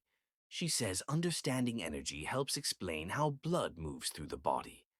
Rahama shrugged as if this were perfectly normal. "Want to see my volcano?" By the time they made it to the kitchen, Alan was completely smitten with his daughter's brilliant mind and infectious enthusiasm. Natasha was already there, having laid out ingredients for their famous pancakes, and Alan noticed she'd changed into jeans and a soft blue sweater. "Okay, student," Rahama announced seriously, pulling up a step stool to the counter. "First lesson in Davis family pancakes. We make everything from scratch, because store-bought mix is for amateurs." "Noted," Alan said solemnly, accepting the apron Natasha handed him with barely concealed amusement. What followed was the most chaotic and wonderful cooking experience of Alan's life. Rahama was a demanding teacher, critiquing his measuring technique and insisting he remix the batter when it wasn't fluffy enough. Natasha moved around the kitchen with practiced ease, occasionally correcting their technique, but mostly watching with fond amusement as father and daughter bonded over pancake methodology. "No, no, you're stirring too much." Rahama giggled as Alan enthusiastically mixed the batter. "Mama, he's making the pancakes tough." "Alan," Natasha said with mock seriousness, "didn't you pay attention during the stirring lecture?" "I was distracted by my excellent teacher," Alan replied, catching Natasha's eye and seeing something soft flicker there before she looked away. When Alan inevitably splattered batter across his shirt, Rahama dissolved into giggles. "You're messier than I am, and I'm 6. "That's a serious accusation," Alan said, dramatically wiping batter from his cheek. "I'll have you know I'm usually very coordinated." "Sure you are," Natasha teased, handing him a dish towel. "Is this the same coordination that built a tech empire?" The morning flew by in a blur of laughter, flower explosions, and perfectly imperfect pancakes. When they finally sat down to eat, Rahama had claimed the seat between Alan and Natasha, chattering about her plans for Bridge's next upgrade while systematically drowning her pancakes in syrup. "These are incredible," Alan said, taking his first bite. "I can see why they're famous in the Davis household." "Secret ingredient," Rahama whispered conspiratorially. "Love. Mama says food tastes better when you make it with people you care about." Alan's eyes met Natasha's across the table, and he saw her breath catch slightly at their daughter's innocent observation. The air between them seemed to thicken with unspoken possibility. After breakfast, the rain had intensified, turning their planned walk into an indoor day. Rahama suggested they build a fort in the living room, an idea that Alan embraced with the enthusiasm of a man who'd forgotten what it felt like to play. "Engineering principles apply to fort construction too," Rahama explained as they dragged couch cushions and blankets into position.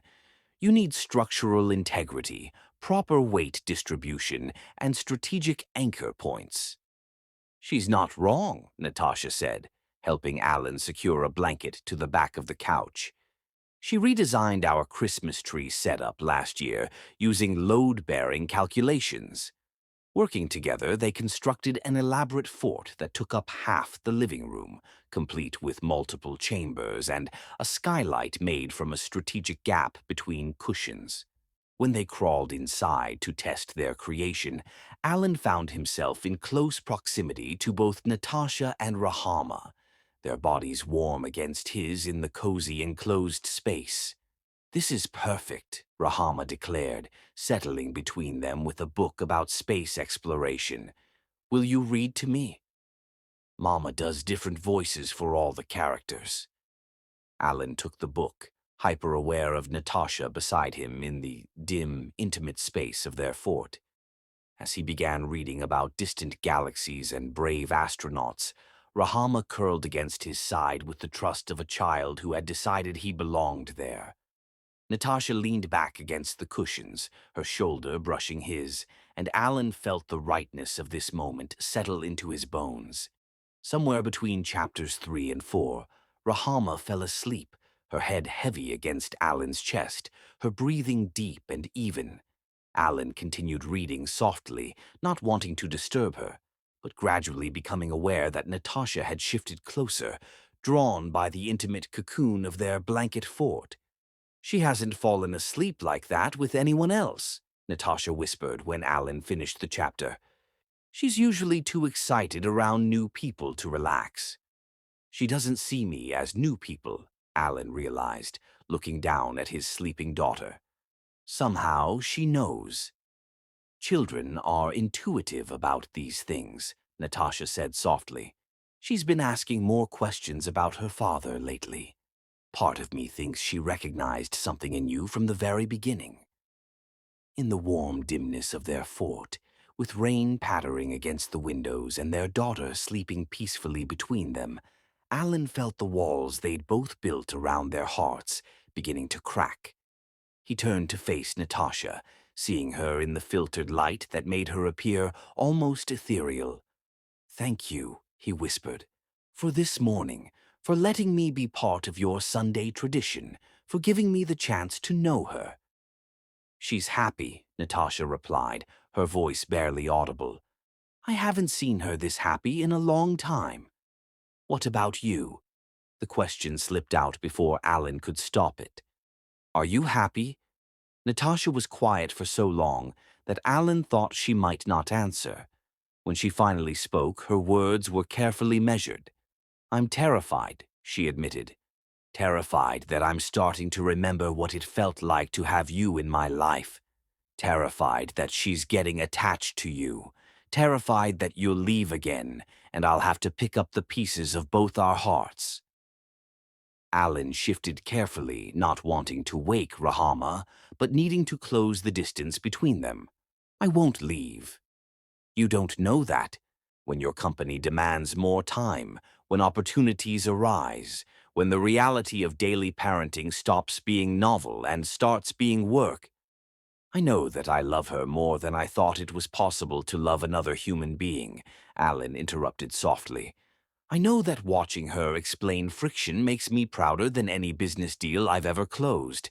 I know that seeing her trust me with her heart is worth more than every dollar I've ever made." "And me?" Natasha's question was barely a whisper. "What about me?"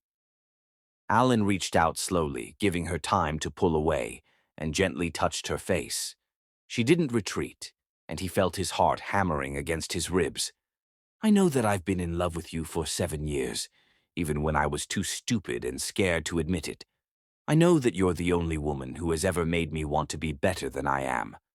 I know that watching you with our daughter, seeing the incredible mother you've become, makes me fall in love with you all over again."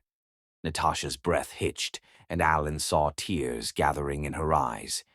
"Alan, I know that you have every reason not to trust me, and I know that I have to earn the right to be part of this family.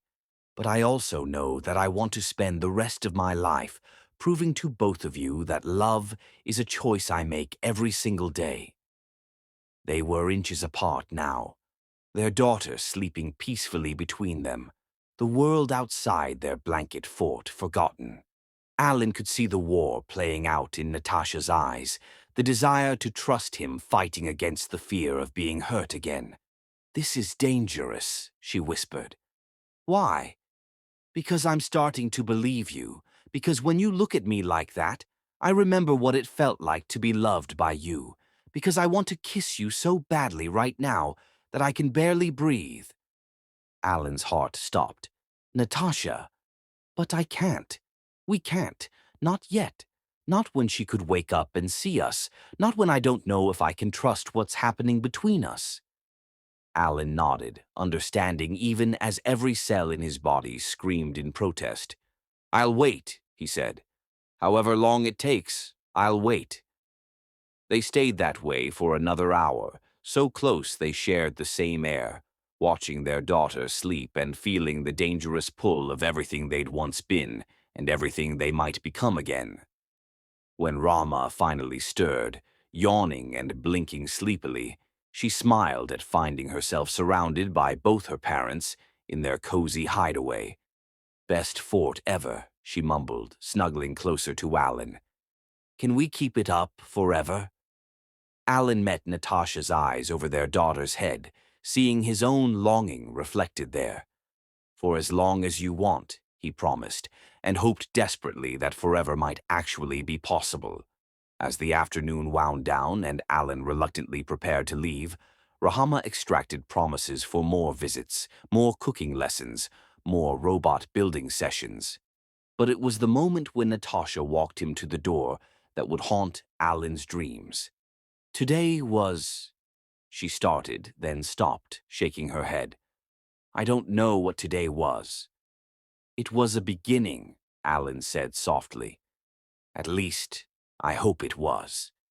"It was dangerous," she repeated, but there was less conviction in her voice this time. The best things usually are. As Alan drove home through the rain, he carried with him the memory of Natasha's soft breathing in their blanket fort, the weight of his daughter sleeping against his chest, and the tantalizing possibility that love might indeed be strong enough to bridge even the widest chasm of hurt and regret. Chapter 8. The Push and Pull. The week following their blanket Fort Sunday passed in a carefully orchestrated dance of approach and retreat. Alan respected Natasha's need for space, but his presence became a steady constant in their lives. School pickup when her surgery ran late, quick coffee deliveries to the hospital during her grueling shifts, engineering consultations for Rahama's increasingly ambitious projects. Each interaction was polite, careful, charged with the memory of almost kisses and whispered confessions. Alan could see Natasha's internal struggle in the way she lingered just a moment too long when their fingers brushed passing coffee cups, in the soft smile that crossed her face when she watched him help Rahama with homework, in the quick way she looked away whenever their eyes met, for more than a fleeting second. It was Thursday evening when everything shifted. Alan had just finished reading Rahama a bedtime story, a tradition that had somehow evolved naturally over the past week, when his phone rang with an emergency. A critical system failure at his company's main server facility, the kind of crisis that demanded immediate attention and could cost millions if not handled properly. "I have to go," he said, genuinely torn as he looked at Rahama's disappointed face. "There's an emergency at work that I need to handle, but you promised we'd work on Bridge's voice recognition module tonight," Rahama said, her lower lip jutting out in a pout that reminded Alan painfully of himself at that age. "I know, sweetheart, and I'm sorry. Can we do it tomorrow instead?" "You always say that," Rahama muttered, then caught herself. "I mean, okay." Alan felt like he'd been punched in the gut. The casual way she'd said, "You always say that," as if broken promises were just another fact of life, made him realize that despite all his good intentions, he was still failing her in small ways. "Rahama, look at me." He knelt down to her eye level, taking her small hands in his. "I promise you, on my word as someone who cares about you very much, that we will work on bridge tomorrow night. Nothing will stop me from being here, okay? She studied his face with those serious green eyes. Even if work needs you, even if work needs me, you're more important than work. You will always be more important than work. Rahama nodded solemnly, and Alan kissed her forehead before reluctantly heading to handle his corporate crisis. 3 hours later, he was deep in a server room, coordinating with his team to restore critical systems when Natasha's number flashed on his phone. His heart stopped. She never called him directly. Alan, her voice was strained, panicked. I'm at the hospital. There was an accident, a multi-car collision, and I'm going to be here all night. Rahama is at home with Mrs. Patterson from next door, but she's 90 and she can barely stay awake past 9 o'clock. I don't know what to do. I'm on my way, Alan said, already signaling to his team that he needed to leave. But your emergency is handled. I'm 15 minutes out. He left his CTO to manage the remaining issues and drove through the Seattle night with his heart in his throat, remembering his promise to Rahama about priorities. This was his chance to prove that he meant what he'd said about her being more important than work. Mrs. Patterson answered the door, looking relieved and exhausted. Oh, thank goodness. That little angel has been worried sick about her mama. She's trying to be brave, but I can tell she's scared. Alan found Rahama in her room, sitting on her bed in pajamas, clutching a stuffed elephant and staring out the window toward the hospital lights in the distance. Hey, sweetheart, he said softly, settling beside her on the bed. I'm here. Mama's working on the hurt people, Rahama said in a small voice. Sometimes she has to work all night when people are really, really hurt. She's helping them get better. That's what she does. She fixes hearts and saves lives. I know. Rahama leaned against his side, and Alan felt the trust in that simple gesture. I'm glad you came. Mrs. Patterson is nice, but she doesn't know about checking under the bed for monsters or how I like my water cup filled exactly halfway. Alan's chest tightened. Well, I'm a very thorough monster checker, and I'm excellent at precise water measurements. That earned him a small giggle, and over the next hour, Alan discovered the intricate bedtime routine that Natasha had perfected over 6 years of single parenting. The specific way Rahama's blankets needed to be tucked, the nightlight positioned just so, the quiet conversation about the day's highlights and tomorrow's plans. Alan. Rahama's voice was sleepy as he prepared to leave her room. Yes, sweetheart. Are you going to stay here tonight in case Mama needs us? The question hit him with unexpected force. In case Mama needs us. As if they were a unit, a family, a team that faced things together. If you want me to, yes, I can sleep on the couch and be here when you wake up. I want you to, she said decisively. And I think Mama would want you to too, even if she's too scared to say it. Out of the mouths of babes. Alan made himself at home in Natasha's living space, surrounded by the evidence of their life together. He found himself studying family photos on the mantel. Rahama as a baby, first steps, birthday parties, school plays, beach trips. 7 years of memories he'd missed, 7 years of Natasha being everything to their daughter. His phone buzzed with updates from his office throughout the night, but Alan ignored them all. For the first time in his adult life, work could wait. His family needed him here. He dozed fitfully on the couch, waking at every small sound in case Rahama needed him. At 6 a.m., he was making coffee when he heard the front door open quietly. Natasha appeared in the kitchen doorway, still in her scrubs, exhaustion written in every line of her body. Her hair was pulled back messily, she had shadows under her eyes, and she looked absolutely beautiful in the soft morning light. You stayed, she said quietly, surprised. Rahama asked me to. She was worried about you. And you just left your emergency, your server crisis. Alan studied her face, seeing the disbelief there, the careful walls she kept constructed around her heart. My team handled it. They are perfectly capable without me micromanaging every detail. But it was important, not as important as being here when you both needed me. He poured her a cup of coffee, remembering exactly how she liked it. How are the patients? Natasha accepted the coffee with hands that trembled slightly from exhaustion and emotion. They'll be okay. 3 surgeries, but everyone's stable now. She took a sip and closed her eyes gratefully. I kept thinking about her here, worried about me and feeling terrible that I couldn't be in both places at once. You don't have to be in both places at once anymore, Alan said gently. Not if you don't want to be. She looked at him then, really looked at him, and Alan saw the moment her carefully maintained composure began to crack. I've been doing this alone for so long, she whispered. Being everything to her, handling every crisis, making every decision. Sometimes I forget that it doesn't have to be that way. It doesn't have to be that way.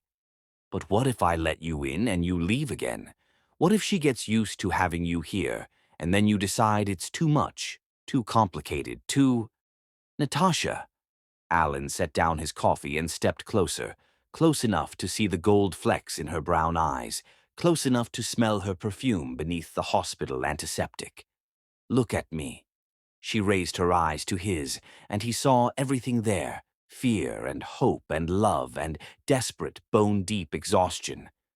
I left my company's biggest crisis of the year to be here with our daughter, because you needed me to. I slept on your couch and checked for monsters under the bed, and learned how to fold fitted sheets your way because that's what family does. I'm not going anywhere. Tears started sliding down her cheeks, and Alan gently wiped them away with his thumbs. I'm so tired, she whispered. Tired of being strong all the time, tired of making all the decisions alone, tired of wondering if I'm enough for her, if I'm doing everything right. You are enough. You're more than enough, Alan said softly. Look at what you've built together. Look at the incredible little girl you've raised. You've been everything to her. But what if I don't have to be everything anymore? The question came out so quietly he almost missed it. What if I could trust someone else to share that responsibility? Then stop carrying it all alone. Let me help. Let me be part of this. For a moment they stood frozen in the kitchen, the morning light streaming through windows, the coffee growing cold on the counter, 7 years of hurt and hope hanging in the balance between them. Then Natasha stepped forward and buried her face in Alan's chest, and he wrapped his arms around her, holding her together as she finally allowed herself to fall apart. I'm so scared, she sobbed into his shirt. I'm scared of trusting you, and I'm scared of not trusting you, and I'm scared that I'm falling in love with you all over again. Alan's heart soared even as he felt her tears soaking through his shirt. I'm scared too, he admitted. Scared that I don't deserve this second chance. Scared that I'll mess it up again. Scared that what I feel for you and Rahama is so big it might consume me. They held each other in the quiet kitchen, breathing together, hearts beating together, finding their rhythm after 7 years of being out of sync. Mama, Rahama's voice came from the hallway, thick with sleep. Are you home? Natasha and Alan broke apart, but slowly, reluctantly. She wiped her eyes quickly and turned toward their daughter's voice. I'm home, baby. I'm home. Rahama appeared in the kitchen doorway in her dinosaur pajamas, her hair sticking up at odd angles, and immediately noticed the emotional charge in the room. Were you crying, Mama? She asked with 6-year-old directness. Happy tears, Natasha said, kneeling down to hug her. Sometimes grown-ups cry happy tears when they realize how lucky they are. Are we lucky? Rahama asked, looking between her parents with hopeful eyes. Alan met Natasha's gaze over their daughter's head, seeing his own overwhelming love reflected there. We're very lucky, he said, his voice rough with emotion. The luckiest family in the world. As they sat down to breakfast together, Alan making pancakes while Natasha and Rahama set the table, Alan felt the last piece of his broken heart click into place. This was what he'd been searching for in every boardroom, every success, every achievement that had felt hollow. He'd been searching for home, and home was wherever Natasha and Rahama were, whether it was a modest apartment or a blanket fort, or the middle of a crisis at 6 in the morning. For the first time in 7 years, Alan knew exactly where he belonged. Chapter 9. The Almost. 2 weeks later, Natasha found herself standing in front of her bedroom mirror, second-guessing everything about the black dress she'd chosen for dinner at Alan's penthouse. Rahama was spending the night at her best friend Zara's house, the first sleepover Natasha had agreed to in months, and only because Alan had suggested they needed time to talk. Really talk. About where they were heading, about what was happening between them, about the future they might build together. The dress was elegant but not too formal, sophisticated but not trying too hard. At least that's what she'd thought when she'd bought it 3 years ago for a medical conference. Now, looking at her reflection, she wondered if it sent the wrong message or the right message, or if she was overthinking everything because her heart was hammering against her ribs like a trapped bird. "You can do this," she whispered to her reflection. "It's just dinner. Just conversation. Just Alan. Just Alan." As if there had ever been anything simple about Alan Hubler. The drive to his penthouse gave her time to think, to remember how they'd gotten to this moment. The past month had been a careful choreography of family dinners, school pickups, lazy Sunday mornings, and late-night conversations after Rahama had gone to bed. Alan had proven himself in small ways and large ones, never missing a promise to their daughter, showing up when they needed him, putting their family first in ways that still took Natasha's breath away. But tonight felt different. Tonight, Rahama wasn't there as a buffer, as a safe focus for their attention. Tonight, they would have to confront what was growing between them without the comfortable distraction of parenting duties. Alan's building was everything she'd expected, sleek, modern, intimidatingly expensive. The elevator ride to the 42nd floor felt like ascending to another world, one where men in $1,000 suits made million-dollar decisions and where girls from modest backgrounds had no business belonging. When the elevator opened directly into his penthouse, Natasha's breath caught. Floor-to-ceiling windows offered a panoramic view of Seattle's skyline, the city lights twinkling like earthbound stars. The space was beautifully appointed but somehow sterile, like a magazine spread rather than a home. "You came," Alan said, appearing from what she assumed was the kitchen. He'd changed from his usual business attire into dark jeans and a soft gray sweater that hugged his broad shoulders, and Natasha felt her mouth go dry at the sight of him. "I said I would," she replied, handing him the bottle of wine she'd brought. "Your home is impressive." Alan looked around as if seeing the space through her eyes. "It's not home," he said quietly. "Home is your kitchen table on Sunday mornings. Home is wherever you and Rahama are." The simple honesty of his words made her chest tight with emotion. "Alan, come here," he said, taking her hand and leading her to the windows. "Look at this view. Do you know what I see when I look out there?" Natasha studied the glittering cityscape spread below them. "Success? Achievement? Your empire?" "Emptiness," Alan said softly. 7 years of building something that looks impressive from the outside, but means nothing without the right people to share it with. He turned to face her, his green eyes intense in the dim lighting. "I bought this place thinking it would prove I'd made it, that I'd become someone worthy of love. Instead, it just became a very expensive reminder of everything I'd lost." Before Natasha could respond, Alan led her to the kitchen where he'd prepared dinner himself. Not catered, not ordered from an expensive restaurant, but actually cooked. The intimacy of it, seeing this powerful man who commanded boardrooms, carefully plating pasta and checking the oven, made her heart flutter. You cooked, she said, surprised. I've had a lot of lonely evenings to learn, Alan replied with a self-deprecating smile. Plus, I wanted tonight to be personal, real, not some corporate performance. They ate by candlelight at his dining room table, the city spread out below them like a blanket of stars. The conversation flowed easily, touching on everything and nothing. Rahama's latest engineering project, Natasha's work at the hospital, shared memories from their college days, dreams for the future. Remember our first real date? Alan asked over dessert. Tiramisu that he'd somehow managed not to ruin. The Natural History Museum. You were so nervous, Natasha laughed, the wine making her feel warm and relaxed. You kept talking about market projections to cover up the fact that you were terrified I'd reject you. I was terrified, Alan admitted. You were so far out of my league it wasn't even funny. Beautiful, brilliant, kind, everything I'd ever dreamed of but never thought I deserved.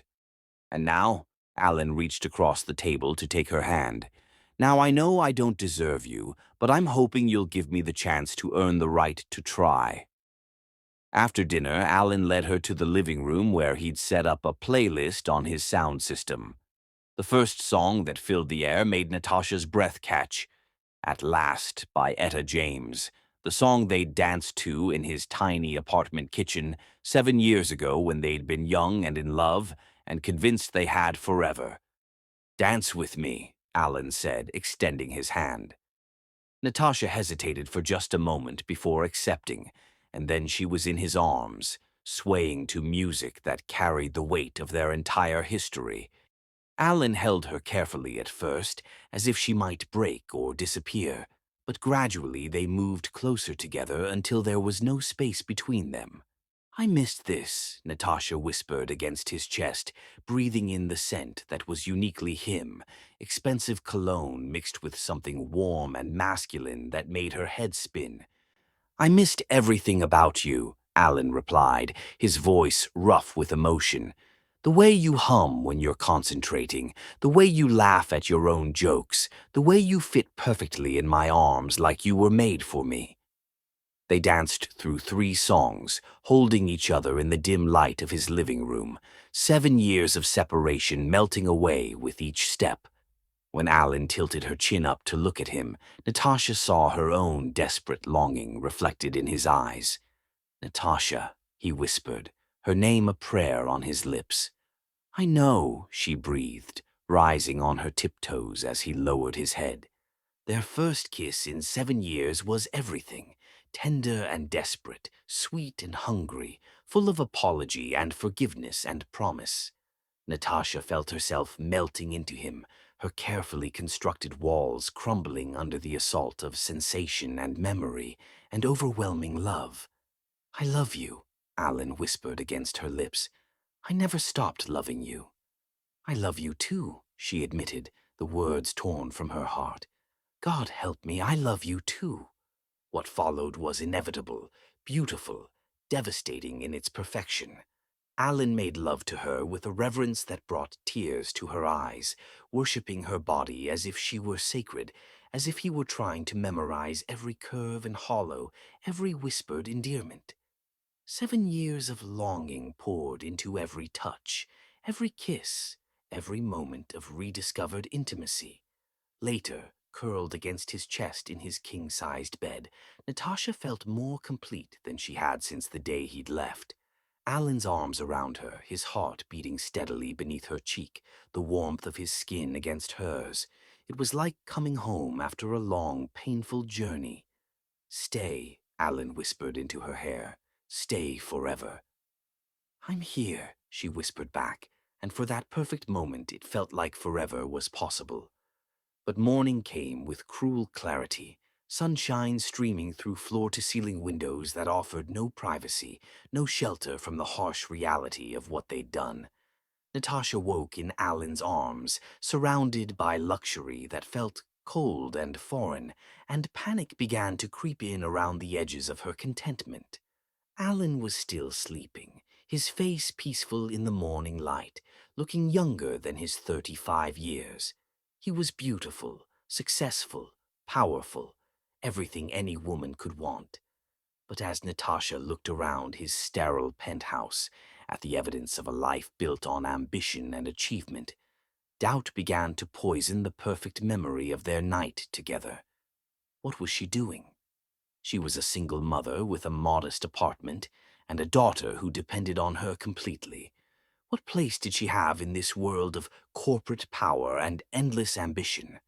What happened when the novelty of playing house wore off, when reality intruded, when Alan remembered that he was a tech mogul worth hundreds of millions, and she was just a doctor from a working-class background? "Good morning, beautiful," Alan murmured, his eyes opening to find her watching him. "Good morning," she replied, but something in her tone made his expression shift from contentment to concern. "What's wrong?" Natasha sat up, pulling the sheet around herself, suddenly feeling exposed in ways that had nothing to do with nudity. This is a lot to process." Alan sat up too, reaching for her, but she pulled back slightly. "Natasha, talk to me. What are you thinking?"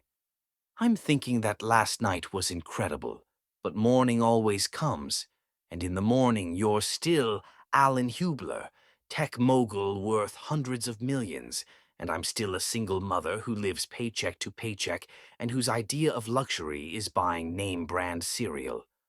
"Money doesn't matter." "It does matter," Natasha interrupted, her voice growing strained.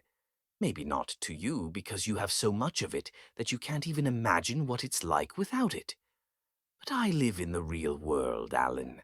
I have a daughter to protect, a life to maintain, responsibilities that don't disappear just because we spent one perfect night together." Alan looked stricken. "You think this was just one night for me? I think you want it to be more. I think you believe it can be more. But what happens when your board of directors calls with the next big opportunity? What happens when someone offers you a deal you can't refuse, or a chance to expand globally, or—" "I turned down Tokyo," Alan said firmly. "I told you that. This time. But what about next time? What about the time after that?" Natasha's voice broke slightly. "I can't go through losing you again, Alan. And I can't put Rahama through that either. She's already getting attached to you, already starting to see you as her father. If you leave again, I won't leave again. You don't know that. You can't promise that." Natasha climbed out of bed, reaching for her dress from the night before. "People make promises with the best intentions, but when push comes to shove, when business conflicts with personal life, you've already shown me which one wins. That was 7 years ago. I was a different man." "Were you?" Natasha spun around to face him, tears streaming down her cheeks. "Because this penthouse, this lifestyle, the corporate empire you've built, it all suggests that you're exactly the same man, just with more zeros in your bank account." Alan got out of bed, reaching for his clothes, his expression desperate. "You're scared. I understand that. But don't let fear destroy what we found again." "I'm not just scared, Alan. I'm realistic. I'm a mother who has to think about what's best for her child, not just what feels good in the moment." Natasha finished dressing with shaking hands. "Last night was... It was everything I remembered and more. But love isn't enough. It wasn't enough 7 years ago, and it's not enough now." "Then what is enough?" Alan's voice was raw with pain. "What do I have to do to prove that you and Rahama are my priority?" Natasha looked at him for a long moment, seeing the man she loved with all her heart, seeing the father their daughter was already beginning to adore, seeing the future she wanted so desperately but was too afraid to reach for. "I don't know," she whispered honestly. "I don't know if anything is enough to heal this kind of hurt." She left him standing in his penthouse bedroom, surrounded by luxury and success, and everything he thought he wanted, alone again with the devastating realization that having everything meant nothing if you didn't have the right person to share it with. As the elevator descended toward the parking garage, Natasha closed her eyes and tried to remember the feeling of being held, of being loved, of being part of something bigger than herself. But all she could think about was protecting her daughter from the kind of heartbreak that had taken her 7 years to survive. Some wounds, she thought, were too deep to heal completely. Some trust, once broken, could never be fully restored. But as she drove home through the Seattle morning, Natasha couldn't shake the memory of Alan's face when she'd left, the devastation there, the love that had burned so brightly in his eyes even as she'd walked away. Maybe some risks were worth taking, even when the potential for heartbreak was enormous. Maybe some love was worth fighting for, even when the odds seemed impossible. Maybe. Chapter 10. The Reunion That Changes Everything. 3 days passed in excruciating silence. 3 days where Alan stared at his phone 1,000 times, typing messages to Natasha that he never sent. Where he lay awake at night replaying every moment of their perfect evening and devastating morning. On the 4th day, his phone rang with the call that would crystallize everything. "Alan, we need an answer." Harrison Blackwell's voice carried the authority of a man accustomed to getting his way. "The Yamamoto Group's offer expires tomorrow. 800 million cash, with a 2-year consulting contract requiring your relocation to Tokyo. This is the culmination of everything we've built." Alan stared out his office window at the Seattle skyline, seeing not the city he'd conquered, but the family he stood to lose again. "I need time to think about it." "Time to think?" Harrison's voice sharpened with disbelief. "Alan, this is an $800 million offer. What's to think about?" "Everything," Alan thought. "The only things that truly matter." "Give me until 5 o'clock, he said. "That's cutting it close," Harrison warned. "Don't let personal complications cloud your business judgment, Alan. This is about your legacy."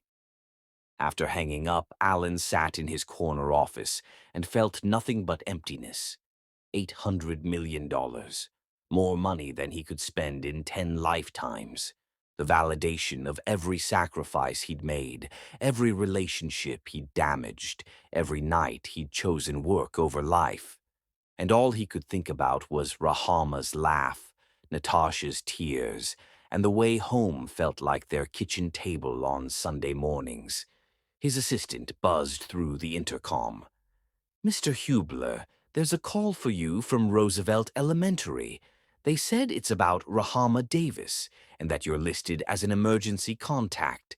Alan's heart stopped. "Put them through."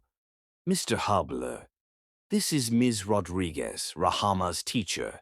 There's nothing wrong," she said quickly, "but Rahama asked me to call you. She said she needed to talk to you about something very important before tomorrow's science fair, and she was quite insistent that it couldn't wait. Is Natasha, Dr. Davis, available? She's in emergency surgery and unreachable. Rahama suggested I ask if you could pick her up from school. She said you'd understand why it was important." 20 minutes later, Alan found himself in the Roosevelt Elementary principal's office, with Rahama sitting across from him, her small hands folded in her lap, her expression serious beyond her years. "Thank you for coming," she said solemnly. "I know grown-ups are very busy, but I needed to talk to you about something important." Alan knelt down to her level, his heart breaking at the serious expression on her little face. "What's wrong, sweetheart?"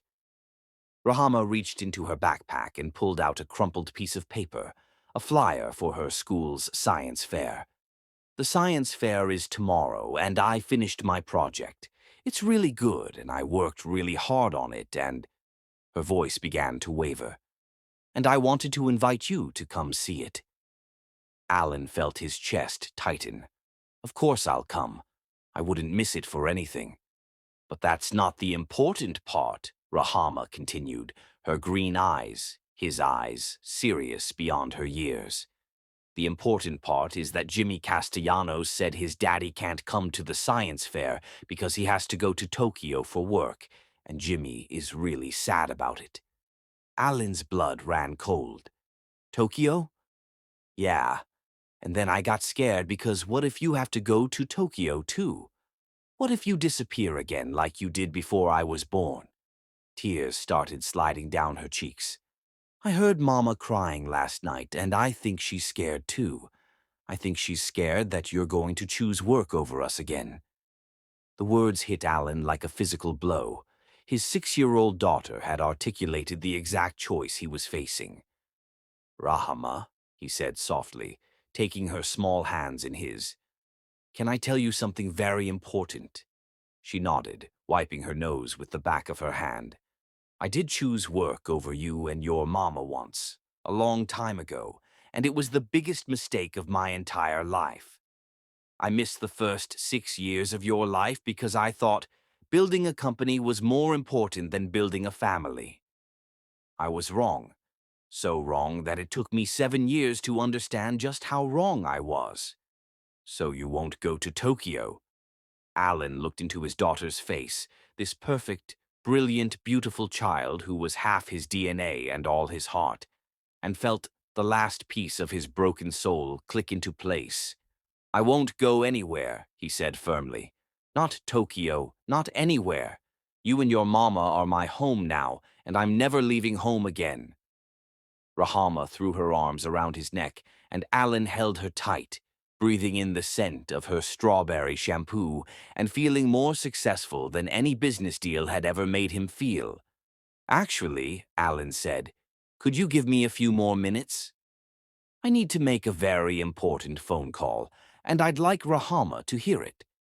He dialed Harrison Blackwell's number while his daughter watched with curious eyes. Harrison, it's Alan. I've made my decision about the Tokyo deal. Excellent. I knew you'd come to your senses. When do you want to? I'm declining the offer. The silence stretched. I'm sorry, did you say declining? Harrison's voice was dangerously quiet. I'm declining the offer, withdrawing from the Tokyo negotiations, and stepping back from day-to-day operations of the company. I'm promoting Jessica Chen to CEO and transitioning to a consulting role that will allow me to focus on my family. Have you lost your mind? This is $800 million. This is my life, Alan said calmly, his eyes never leaving Rahama's amazed face. And my life is worth more than $800 million. He hung up and turned his full attention to his daughter. What does that mean? Rahama asked. It means that tomorrow at your science fair, when you look into the audience, I'll be there. It means that when you have soccer games or piano recitals or college graduation, I'll be there. It means that you'll never have to wonder if your daddy is going to choose work over you, because the answer will always be you. Rahama launched herself into his arms again, and Alan held her close, feeling like he'd just made the most profitable deal of his career. The next day, Alan arrived at Rahama's elementary school with his heart pounding and a small velvet box in his pocket. The same ring he'd bought 7 years ago. The school gymnasium buzzed with excited children and proud parents admiring science projects. Alan found Rahama's project easily, a sophisticated mechanical heart that pumped red liquid through clear tubes, demonstrating circulation while explaining the emotional connection between physical and metaphorical hearts. It's called How Hearts Heal, Rahama explained to a group of impressed judges. See, when a heart is broken, like when someone leaves, it still keeps pumping blood, but it pumps sadness too. But when love comes back, the heart gets stronger and pumps happiness instead. Alan felt tears prick his eyes as he watched his brilliant daughter explain the very journey their family had taken. That's a very advanced understanding of cardiac function, one judge commented. Where did you learn so much about hearts? My mama is a heart doctor, Rahama said proudly. And my daddy taught me that the most important thing about hearts is that they never stop trying to love, even when they're hurt. Your daddy sounds very wise, the judge said. He is, Rahama agreed. He used to make mistakes, but now he knows that love is more important than work. Alan scanned the crowd and finally spotted Natasha near the back of the gymnasium. She was watching Rahama with undisguised pride, but when her eyes met Alan's across the room, he saw uncertainty there, fear, hope, and love all tangled together. As the judging concluded, Alan made his way to Natasha's side. "Her project is incredible," he said quietly. "She worked on it for weeks," Natasha replied, her voice carefully neutral. "She wanted it to be perfect. Like her mother." They stood in awkward silence, the weight of their unfinished conversation hanging between them. "Ladies and gentlemen," the principal's voice came over the microphone, "it's time to announce our science fair winners." Rahama placed second in her grade level, and Alan cheered so loudly that other parents turned to look at him. When Rahama ran toward them with her ribbon, Alan scooped her up and spun her around. "I'm so proud of you," he said, his voice thick with emotion. "You're the smartest, most amazing scientist I know." "I couldn't have done it without my research assistants," Rahama said solemnly, looking between Alan and Natasha. "Science is better when you work as a team." Alan set her down and took a deep breath. The gymnasium was still full of families celebrating, but in this moment, the only people who mattered were the two standing in front of him. "Natasha," he said, his voice carrying across the noise of the crowd, "I need to tell you something." She looked at him warily. "Alan, if this is about the other night—" "This is about the rest of our lives," he interrupted, reaching into his pocket. "This is about choosing love over everything else, every single day, for the rest of time." He dropped to one knee right there in the elementary school gymnasium, in front of Rahama's award-winning heart project, surrounded by curious families and the beautiful chaos of real life. "Natasha Davis," he said, his voice breaking with emotion. "7 years ago, I was too scared and too stupid to choose you. I chose ambition over love, success over family, fear over faith. Yesterday, I was offered $800 million to repeat that mistake." Natasha's hands flew to her mouth, her eyes wide with shock. "I turned it down," Alan continued, pulling out the ring that had waited 7 years for this moment. "I turned it down because I realized that I already have everything I could ever want. I have a daughter who sees the world with wonder and builds robots that can detect when someone needs ice cream. I have a woman who saves lives every day and somehow found enough love in her heart to give me a second chance I don't deserve." Tears were streaming down Natasha's face now, and around them the noise of the gymnasium had quieted as people began to realize what was happening. "I love you, Natasha. I love you and Rahama more than life itself, more than success, more than anything this world could offer me. Will you marry me? Will you let me spend the rest of my life proving that love is the only choice that matters?" The silence in the gymnasium was deafening. Alan's heart hammered against his ribs as he waited for Natasha's answer. "Yes," she whispered, then louder. "Yes, yes, yes." The gymnasium erupted in cheers as Alan slipped the ring onto Natasha's finger and pulled her into his arms for a kiss that tasted like forgiveness and forever, and coming home after a long journey. "Group hug," Rahama announced, wrapping her arms around both of them, and Alan thought his heart might burst from the sheer joy of it all. 6 months later. The wedding was everything they'd dreamed of. Instead of a grand affair, they chose the same coffee shop where they'd first met, where they'd rekindled their love, where their story had truly begun. Rahama served as both maid of honor and ring bearer, wearing a yellow dress that perfectly matched her sunny personality and carrying rings tied to Bridge the robot, whom she'd insisted should be part of the ceremony. "Do you, Alan, take Natasha to be your wife, to love and cherish, to choose every day for the rest of your life?" the officiant asked. "I do," Alan said, his voice steady and sure. I choose her today, tomorrow, and every day after that. Do you, Natasha, take Alan to be your husband, to trust and forgive, to build a future together? Natasha looked at the man who'd broken her heart and spent months earning it back, who'd chosen love over fortune, who'd proven that some people could change. I do, she said, her voice full of joy. I choose love. I choose us. I choose our family. When they kissed as husband and wife, with their daughter cheering and their friends applauding and the coffee shop around them full of love and laughter, Alan knew he'd finally found what he'd been searching for all along. Success wasn't measured in dollars or market share or corporate acquisitions. Success was measured in the trust of a 6-year-old girl who called him Daddy. Success was measured in the love of a woman who'd given him a second chance at everything that mattered. And as they danced their first dance as a married couple to At Last, while Rahama giggled and worked on robot sketches at a nearby table, Alan realized that he'd finally learned the most important lesson of his life.